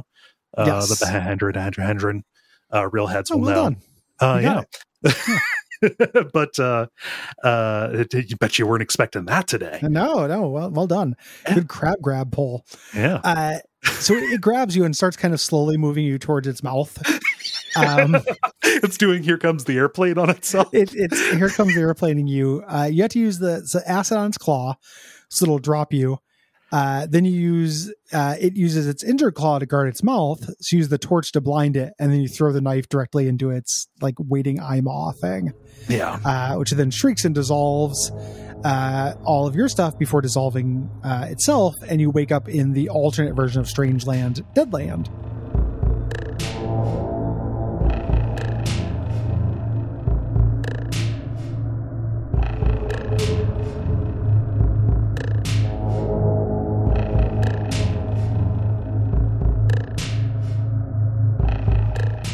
Yeah, death for the dead. Yep. But you have no head. Nope. You're just walking around straitjacket. Yeah. You can still interact with stuff, but you cannot communicate with things. Yes. It's very funny if you try and talk with something because his arms will kind of move. Yep. When you go to approach the clown entrance, it's your head now. With the mouth dripping. Yeah. It jokes with you about how you never know until the end whether something will be a comedy or a tragedy. Yeah. That's not true. That sounds poetic and stuff, but that's not actually the case. Yeah. The well screen is now this fleshy cavern. Like the whole thing has a more organic, like last level of Contra feel to it. Yeah. Now, there are all these little holes in the floor. And something that I find annoying is that during this entire part, the dark thing phases in to fill the screen with static and make your character kind of have an unskippable seizure. Yeah. Every once in a while, just to make you take a time out. Yeah. Yeah. Just he'll try to get you and you just leave, and it just feels like it doesn't add tension. It just wastes your time. Yeah. Inappropriate. It's going for the clock tower, something chasing you kind of thing. It's really hard to sell that in a point and click kind of deal. Yeah. There's a reason why point and click, there's all the rage for a long time that point and click adventures all had to have an action scene in the middle. And then we all realized Tim Schafer is actually kind of a bad game designer. That's the worst part about Full Throttle. He's real funny. But a lot of his games have that kind of stuff, like a little bit of action stuff, and it's not great. Mm-hmm. Yeah. It's just, it's kind of why, we don't have clock tower games anymore. They tried it. It was neat, but it's not enough. It's not enough. Yeah. Yeah. Yep. So, and everything's monochrome here too. So you got the flesh caverns, bone holes, monochrome, just darker in general. Your head calls over to you from Murmur's tank. And also we've got the Raven with our little tiny head up top. What I don't like is when you talk to the Raven, the voice isn't high pitched. Yeah, it probably should be. It can have your voice, but it should be like a tiny voice. Yeah, little Raven buddy. Yeah. The head in the jar, the Murmur head, says find a way to break this open so we can be reunited. You can't really talk to him. He doesn't have answers. He's been in the tank for a very long time. Yeah. There's this malformed limb growing from a ledge that was once on that path to the freak show, to that area. You can grab this and you can use it to smash open the head tank and put your head back on. Mm-hmm. We get this kind of strange, symmetrical, like a flash of the symmetrical horror machine / face. Doesn't really pop up again. It's just kind of, hey, here's something fucked up. Mm-hmm. Yep. Here's an image. Yeah. Which is creepy. Mm-hmm. So now that we have our full body, we can leap down the well and we fall endlessly through space. There's little glowing motes that we can kind of move towards, click towards as we're falling to kind of try to aim ourselves to grab the cicada. Our little buddy who will catch us. He catches us and gives us a pep talk. Yeah, it gives us a little philosophical lesson. In case you didn't know these references, here they are. Yeah, saying, do you know what the differing definitions of imago are? There's entomology and psychotherapy. It can be an adult in its final form, or in psychotherapy, it is the kind of idealized vision of another person. And in Latin, it is literally an echo. And it says, whichever version you sought when you leapt into that pit, I advise you to look up, not down in your search. Yeah. He says that cicadas live for around 6,000 days, only to experience light and love for just a week. I beg you, do not waste your wings and do not spurn the manna you are given. Yes. And then throws up some goop, some purple goop, and then heads down the hole. There is goop about. Yeah. We can't grab it. We need to have something to contain the goop. So we head north. And where the circus tent was, there's now this webbed over gash in the fleshy rock here. We can't break through the webs. Off to the left, there's a different version of the shooting gallery without a gun, and this time with human skulls instead of the cattle skulls there. Mm-hmm. And use rocks on them instead of the gun to wake them up. The skulls speak in the mascots' voices, and the prize is the balm of Gilead. Mm-hmm. There. you throw those rocks to change those circuitry patterns on these foreheads until they line up. So you're doing another kind of Resident Evil turning on the power flow style puzzle here in order to get this balm. But the bottle is empty. There is no balm. Yeah, so it's not the biblical proverb. It's not the spiritual. It is the raven. And the heads recite this mocking version of pose the raven and then fade. So we've got an empty bottle, which is still useful. Yeah. For goop. So we can go and grab that regurgitant. Yeah. That cicada stuff. It's the pulps from the roots that it was chewing on, the yew roots. It's got the urge to gurge. Yeah. So we go over to where Fimble Famble would be, and there's another version of you here with no eyes, still writing what the raven says. But there's a serpent hanging from above you, dripping poison on you. Yeah. The serpent aorta. I love the kind of lamprey mouth / face that the serpent has. Just doesn't look like a snake. Looks like something that should be at the bottom of the sea. Yeah. And this snake hanging over you and dripping poison into your mouth forever is a low-key thing. Yes. Obviously. Yeah. And, you've got to mimic that. Loki had somebody there to catch the acid for a while anyway. This scribe this version of yourself doesn't remember his name. He thinks he recalls the name Gershom, the name of the stranger in the strange land from the Bible quotes. And he speaks entirely in Bible quotes. Yeah. You ask him if he has any meat, and he says that, the fool eats his own flesh. If you throw a rock at the raven, you knock out its tooth. It says tooth, and the scribe writes that down. Yeah.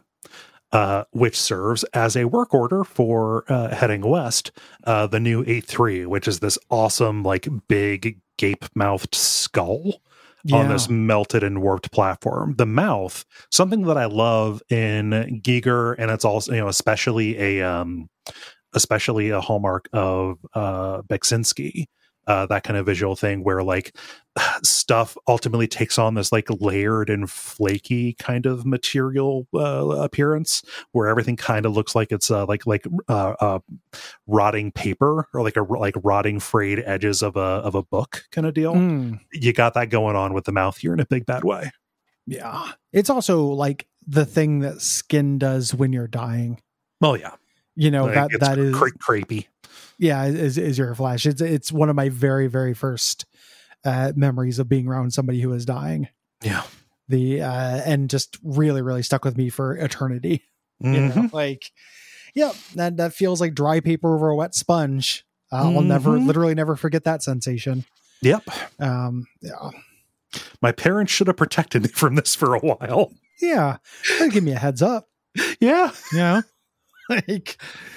Oh, your great grandma's going to give you sloppy kisses, and oh boy, yep. So, but anyway, we can take this regurgitant, which is the pulp, which is the root pulp, put it on the anvil, which is just this nodule growing out of the flesh there, and instead of the fire, Atri is inside there. He's not going to use any fire. It's going to be his, hatred and resentment that provides the heat for it. Given the mallet, and he will forge you a new dagger with it. Yes. Yep. Where the dog was, there's a feral version of yourself. I love this so much. The little angry version of yourself who will eat you, but we don't have anything to give it yet. Yeah. So we have to poison it. We're kind of doing versions of what we did in the first half. Of this too. The first half of this serves as a libretto for the second half in a weird way. Having that knife, we can open up the cobwebs in the circus tent. This is where the teratoma was initially. Yeah. Instead of teratoma, this whole thing is just chock-a-block, just packed full of little homunculi. Little guys, little versions of yourself that you can grab. It wiggles in your inventory, and we can use them over and over like meat. Here, just a little jerky, man. This is so we can go and we can catch some of the poison from the serpent, and then put that in the homunculus, killing the homunculus and tainting it, and then feeding it to the dog version of yourself. Yes. to feed it. Who fades away, not happy. Acidic snake's venom, not necessarily as pleasing as Nepenthe is. Yes. Yeah. You look through the telescope here. We can see there's a building where that crab used to be, glowing with white light, surrounded by mirrors, the self. We go up the tracks here. When we walk towards where the mascots were, instead there are 3 versions of yourself, past, present, and future. It talks about how everyone wears a mask, all the time, but you don't want to see what's beneath them. That's a very high school poetry yearbook kind of stuff. I do like what they throw in here. Maybe underneath all those layers of overcoats, there's only a dead rat. Yeah. Sideways stories from Wayside School friends represent. Yeah. we like real deep reference there. To get to the tracks beyond them, we have to look them in the eye and say, please. We have to ask, to want it. And they do. They ask you to remember what you call them during the Murmur's tarot reading. Yes. What they were. And it's asking whether you remember this. I didn't realize this was an achievement. I thought you just had to remember it. But you can say I don't remember, and it's fine. They don't kill you or anything. Yeah. Yeah. And there's an interpretation for any of these, and it's you saying it, right? So like you just like, oh, pass me as a hanged man because I was condemned and I didn't know it. And I chose future me as hermit because obviously what's going to be happening here, and just say like, are you going to make me say it? Are you going to make me say it? She's gone. Like this is you admitting you know it. Yeah. Yep. You walk up the tracks and you get into this building here. There is an eye above the door, real Ocarina of Time style. Yeah. Use this knife to blind it. And then there are these unbroken mirrors that are around it that we have to break to get inside this zone. Yeah. To get in, there's a little vestibule with this registration desk. The mouth above the door says, please write your name to continue. And then this eye fills us in. So you have to write, there's a bunch of achievements here and Easter eggs, but the clever bit, the riddle, again, very escape roomy. It's saying, please write your name. And then you write your name, the words. Yeah. Speak friend and enter. Yeah. Yes. Friend and enter. And then you enter. And then you go to the mirror house. This is a little running out of steam. Yeah. I mean, I was like slowly, the leak in the boat happened about halfway through. At this point, this is obnoxious to me. I don't know how I would have done a climax for this game. Yeah. But this sucks. There's no good puzzles here. You have no good puzzle ideas from this point on. Yeah, it's I do not know what the mirror house is trying to represent other than kind of like calling out or signposting for our main character, his self-obsession, like literally everything is, and everything outside of you is just you looking back at yourself kind of deal. You're also inside your own head, so of course that's what it is. But it just feels like a hat on a hat on a hat and a hat and a hat at this point. Yeah, to me, like it's hats all the way down. Yeah. And psychology 101 stuff, like this kind of going into a house of mirrors. Like there's no more blunt symbol for going in, into your interior life. This doesn't feel additive, and it feels a little bit like it's contributing to a bit of like ending fatigue, because like this isn't the end. This is just kind of like a bit of a nothing space where you do like, pull from the adventure game cliches, like, oh, when you walk one way around a thing, it changes this way. When you walk around the other way, it's, it changes another way. It's doing the, you pick up, shards of something and then you have to fit them in, to assemble stuff. And to assemble here, you're putting a mirror back together so you can look at yourself. All of the other, mirrors that you look into and see, it's your body, but with like an animal head that is like mocking you. Right. Yeah. Or no head. There's one without a head. You basically just kind of walk around this area and pick up glass shards, and then you're literally rotating the shards to put them in place. Last episode we talked about devotion. There's the part where you do that with the x-rays, and that was silly in devotion, like to do a little junior jumble in the middle of the game. But it's extra silly here because they've done it a lot. and the rest of the story doesn't earn it. Like, it doesn't feel like it's really going anywhere, at least to me. Yeah. So you do that. Yeah, it's a bummer. Yeah. There's really not, it's not really worth going through over and over and over. No. We get this last shard. It's balancing on the edge of the pool. The shard falls in as you reach for it. So you have to drain the pool and get down to the floor where the shard has pierced this eye. And you pick this and you put it up to finish it. Reassemble this shard, put it in a mirror, rotating the shapes. When you do so, this beam shoots out of the mirror to the mirror on the opposite side, turning into a portal, which you then step into, and the mirror breaks behind you. Yes. Kind of adding up to very little in terms of the overall metaphor. It's a room. Go do some business. So you step through, and now you are at the cage where the dark thing was, but instead of there being the mass, there is the woman. Except now, instead of having golden hair, she's bald because she has gone through chemo. The mermaid has pretty much said, and also the cancer and stuff. This is a person who has died because of cancer or because of medical, complications. Things like that. Something out of your control.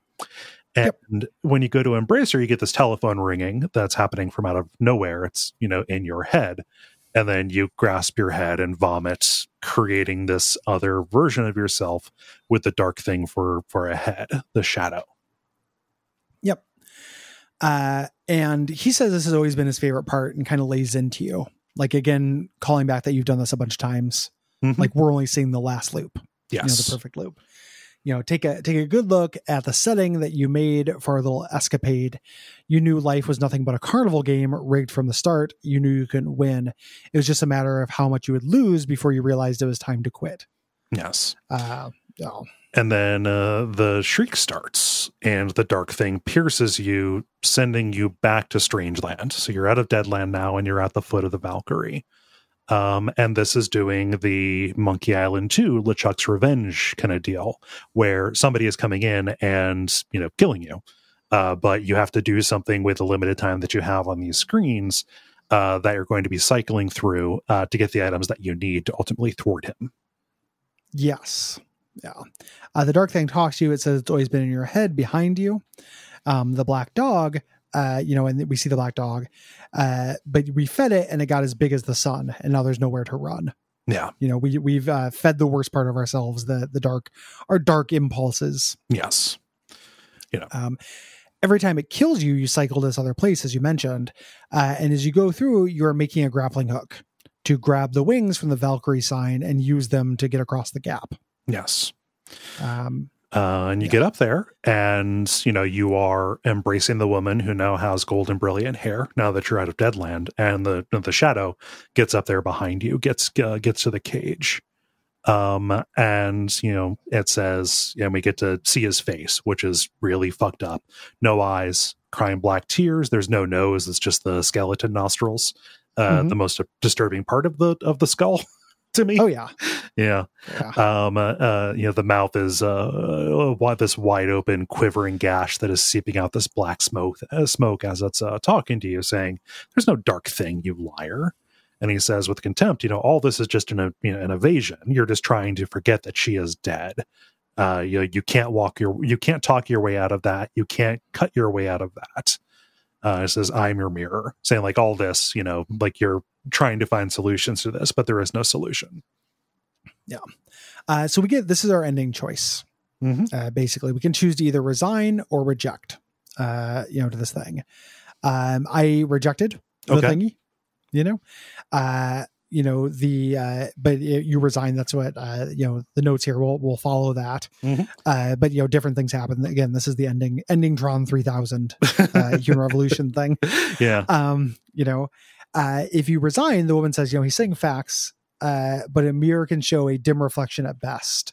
Yeah. The facts are not truths. Yeah. Doing a Corinthians thing there, and says like, this is symbols and metaphors, but like, all of this stuff actually, it is not just a hindrance, to us. It's not just a thing to hide. It also lets us see the, truths, the world's truths through the eyes of another.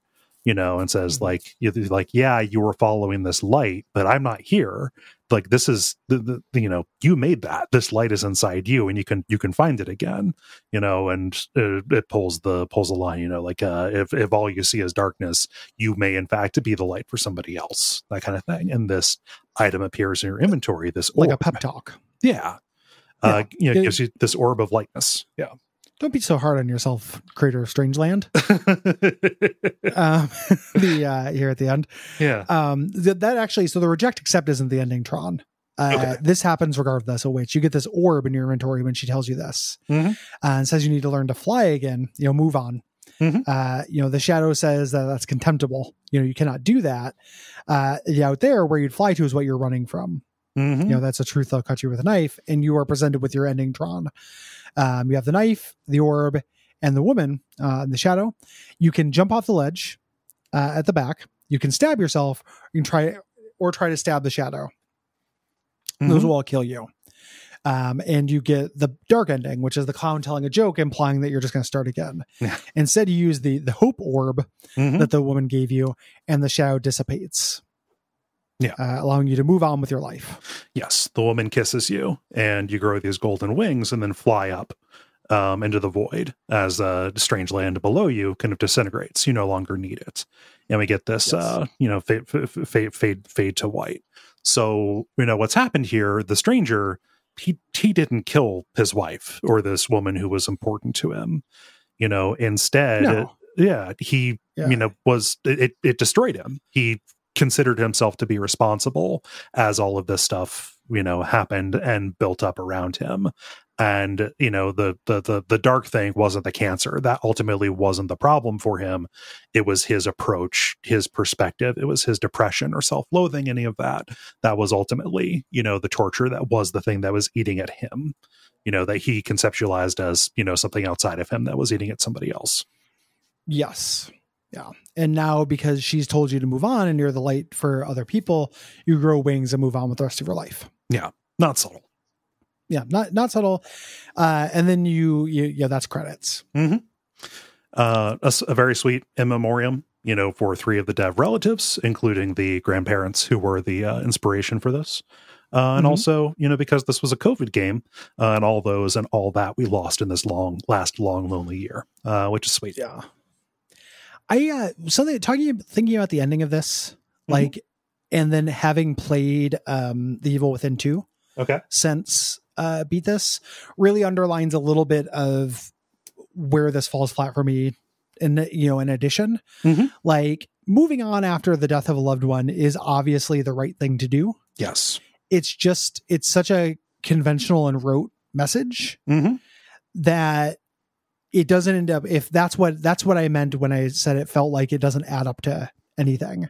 This is the only way this story can end. Yeah. There was nothing else that this story can do. It's a solved problem, and it's a solved problem that doesn't feel like it tells me anything new about grief. I think that I might have been a little bit more, and obviously this came from a place of real grief. I'm not challenging the creator's bona fides, right? Yeah. But I might have, before I've gone through a lot of grief, I might have felt a little bit stronger about this in terms of it coming across better. This doesn't feel well observed to me, in regards to grief. Part of the reason why all of the allusions and all of the cleverness doesn't add up to anything is because this doesn't touch my heart, because it feels abstract and cliche, which is like a really bad combo. It doesn't feel well observed or full of, there are little clues you can figure out what happened. There are little allusions that it's cancer where you can solve the equation of it, but there's no emotional truth in this. There's foreshadowing that's pleasing because you get to know what happened. You get to know the literal narrative. There's no emotional truth here. This didn't tell me anything about grieving. This didn't feel true about what the process of grieving is like, at least in my experience. I could not wring any heart out of this. The mermaid character is sad. But there's just, it doesn't, that's really what it was, is it feels very cold to me. And the illusion stuff is distant, makes it feel more cold. It already felt cold, but just the nonstop literary stuff that made it feel colder for me. Yeah. You know? Yeah. I mean, something that is coming out in talking about this, I definitely agree that this feels like an incomplete exploration of grief, also of depression or any of these other, kind of ways that a person can get in their own way, especially as a result of something traumatic like losing a loved one, right? Something that I think is missing from the picture here that would have expanded the scope of this, but I think drawn a more complete and thus more accurate picture would have been some kind of, like take away some of the clutter of the illusion and replace it with detail about other ways that this grief, this sorrow, this hopelessness, any number of different shades of what's at the core here had affected the life. Had affected the stranger's life, as opposed to just being so laser focused on there's this woman that I'm trying to save, but I can't. If it was a little bit more of like a full picture of a person, as opposed to trying to solve this one particular mystery, I think that it really, really could have heightened and hit harder because there would have been relatable details provided, which I understand is at odds with the surreal representation or the surreal presentation, but it doesn't have to be. Yeah, I was just about to say it doesn't have to be at all. Usually when games do this, they do both. Yes. And the mixing of those two things is where you get a lot of power. Yes. This is not a good character study. What do I know about the stranger other than that he paid attention in English class and probably went to church as a kid? Like nothing. I know nothing about that. He's not a well-drawn character. He's not Harry. Yeah. He's not, he's not a Silent Hill protagonist. There's not very much depth here. Yeah. In terms of things that grief is about. Like character and like the way that affects you. Like there should have been, as opposed to everything being his mindscape as reflected through a senior in English class. What does his apartment look like? I was going to say this. It's going to sound like it's a joke, but I want to see piled up bills, not because he couldn't pay them, but just because opening the mail was overwhelming. That is real, right? Like that is a real thing that happens in depression and in grief. Yes. And you can represent that through your clown psychic scape if you want to, but you mix them.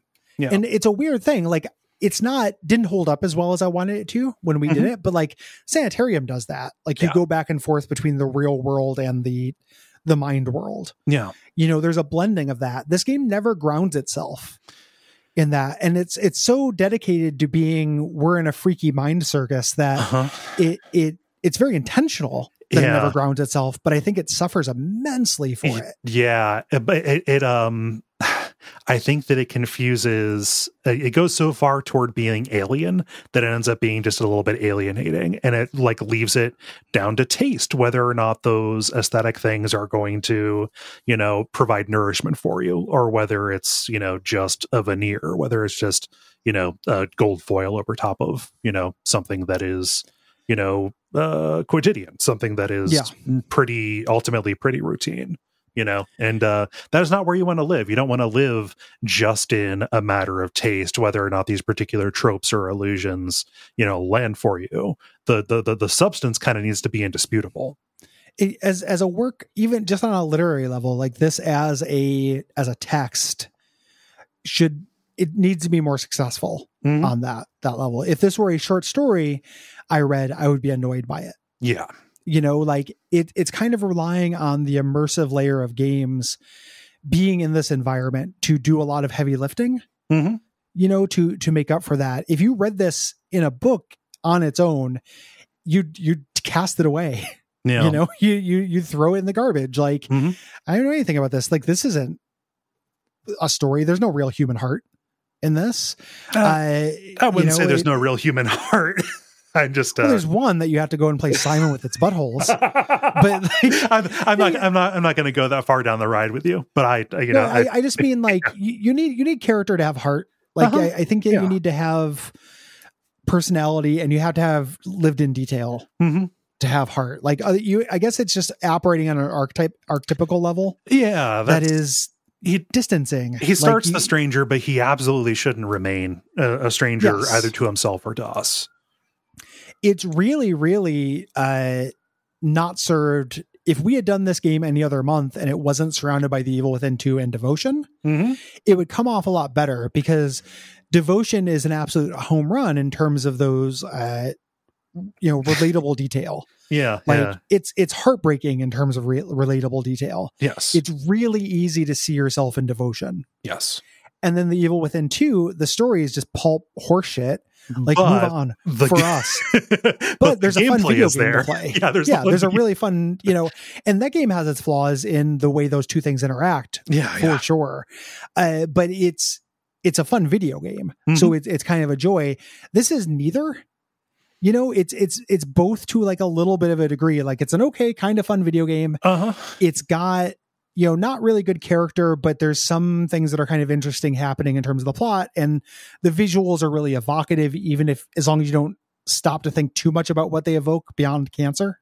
Yeah. No. So it ends up being like worth it, but like it just doesn't, in comparison, I think it suffers a lot. Yeah. A thing here is just kind of missed opportunity, for those, kind of personal details is the thing that I'm kind of craving here. I feel like a fucking cutthroat kitchen judge. It also doesn't feel good to say, right. Knowing how small this team is, knowing how personal this was, to the person who wrote it, but it's still what's on the plate too, Yeah, that's a thing that is hard to, you got to struggle with as a critic, because it's like, it always feels bad to badmouth. Like, I will until the day I die, I'll remember the Salt and Sanctuary devs. Like, be like, oh man, this podcast, we covered our game. Oh, you didn't like it. And then them feeling bad. Like, I felt shitty for like a month. Oh God. Yeah. About that. Like, that will, but at the same time, like, it is a disservice to call something beyond, this is too baby to consider as text. Yes. Like, that's insulting to a creator with stuff that, I've made, like, as somebody who, I think that there's an art to criticism, but as somebody who makes stuff and then also criticizes stuff, I wouldn't want someone to listen to like a record that my band made and be like, well, this is just 3 guys. It's a really small team that made this, and they don't have any backing. Like, we probably shouldn't say things we don't like about it. Yeah. That would feel bad to me. I would feel like I was being disrespected for that. So it is, I do subscribe to the idea that like criticism is an act of love. Like you do it because you're taking something seriously. Yeah. And that's an affectionate thing. Yeah. I still have a lot of affection for this game and think people should play it and have nothing but good wishes for the people who made it. I want them to keep making stuff. Yes. Like I will be cautiously optimistic about the next thing that they make. I'm cautiously optimistic about Primordia. If I'm in the mood, I just basically play stuff for work now, but if I'm ever in the mood, for that, I can see giving it a spin. And I would recommend for fans of twisted, fucked up pixel art, to play this game. It's not asking very much. Right. It's just, neither is Devotion. Like, Devotion takes the same amount of time to play and it's genius. And this is just not that. Porque no los dos. It's a good weekend. You can definitely do both. There's room for mids. It's just hard to have it's hard to justify a mid when you've got just that fucking banger kush. When you got banger kush, you can get what those rappers call good pussy, or you can, you just I don't know. It ended up bumming me out like a little bit. Like for the first hour and a half, I was just having fun along for the ride, and it was still showing me cool pictures for the whole thing, so I can't be too mad at it, but really, really wanted a little bit more. Yeah. And I still like it, and I'm still happy that, we talked about it and, brought it here. It wasn't intentional to make this the psychological horror. You have to move on or recognize what you've done. I mean, Devotion is kind of the odd one out here when it comes to these games. Assembling this little theme month to kind of, put the entire psychological horror system on trial is an unintentional but satisfying exercise. It's working because they're all really different articulations of it. Devotion really, like, notably is the only one where your character actually did something really bad. Yeah, where you like, the condemnation fits. Yeah. Whereas Evil Within 2, it's so fucking confusing. Like, I read the synopsis of the first one, and nothing in this game makes it seem like you're that bad. You know? And then, like, I don't know, man. Nobody warned me that your wife is a cum demon. In that, Gary, some things you need to be able to. I could have told you. I didn't want you to build it up. I just wanted the cum demon to hit you. I appreciate that. I'm just saying that, like, if the fact that there's just a cum demon out of nowhere, but then there's that dark, it's like, oh, this is treated kind of crappy. She turns into a gigantic booby monster that, like, you have to hit its glowing weak points. Like, I don't know. It's a weird month for games of the mind. Silent Hill, you ain't. All this stuff. Oh my gosh. Thanks everybody for listening. We appreciate you. If you have anything to say about Devotion, Strangeland, or The Evil Within 2, the deadline for that is October 15th. Yeah. If you have thoughts about multiple games, please write them in separately. That does help us do our job. Same if you have thoughts about November's games, which are Deus Ex, Mankind Divided. Having a good time with that, Gary?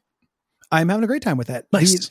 Writing is dog shit. Like, it is a thing where, like, don't expect, I try to be fair. There's like, I even things I really like, if they got silly stories, I'll talk about them. There's a lot of silly, and you got Adam Jensen, so you got that guy's horrible beard on the screen the whole time, but their play is excellent. Yeah. Deus Ex Mankind Divided. The middle game is Super Hot. Probably going to touch on the related properties there as well, the VR game and the Mind Control Delete. Yes. The premium game is going to be Half-Life Alyx. Also, The Evil Within 2 is our premium game for October. If you want to get those, first off, write in about those games by November the 15th. And if you want to get those premium episodes, you can go to patreon.com/Duckfeed.tv. And that helps us out and gets you access to all of the premium episodes, including episodes of whole premium shows. Yeah. If you're listening to this and you are a non-white, non-cis, non-straight dude project and you'd like us to shout you out, send me an email at gary@duckfeed.tv. This episode where I'm shouting out some friends of ours, but more people should check out, listen to, and patronize Sinclair Lore. Oh yeah. Which is our friends, Sophie, and our friend Sin, Snack Covenant, who talk. Yeah, exactly. Snack Covenant, who talk about Bloodborne lore, Dark Souls, Elden Ring, different kind of anime, and a bunch of different games that they talk about. Horror stuff, homegrown Simpson stuff. That's not true. I can't say stuff. The phrase stuff has been poisoned for me now. But they do really, really good work. So you check that out. Really funny, really insightful, incredibly close up. Soulsborne lore stuff, and switched into a lot of different kind of subgenres and other game franchises. They have a lot of very specific and deep knowledge about stuff that I have absolutely no insight into, and I'm happy that they can provide it. Yeah, 100%, and just very funny, like funny relationship between those two. So that's Sinclair Lore. You can find that at youtube.com/Sinclair Lore. Join the Snack Covenant. Yeah. Follow them on Twitter too. Yeah. And if you have a project like that you'd like us to shout out, please send me an email. If you've sent me an email and I haven't gotten to it yet, please don't feel bad. This is somebody, I know these people, I vetted them. I like to look into stuff a little bit before I do. So if I haven't shouted you out yet, just to clarify too, I am specifically trying to highlight people who are not us. Not in our demographics. Yeah. I also feel weird if somebody sends something and I don't know, include your pronouns, let me know, who you are and how you might fit into this project, because I feel weird doing detective work to be like, are you really a non-white, non-cis, non-straight? I don't want to have to do that. Yeah. That makes me feel incredibly hinky. Yeah. So just clearing up the remit, of the segment. So, yeah. What else? What else? Check out Best Quality Vacuum, our new show about the Breaking Bad and Better Call Saul universe. We're starting with Breaking Bad. Going to be talking about each episode in depth. As you're listening to this episode, I believe the ep about the pilot has just come out.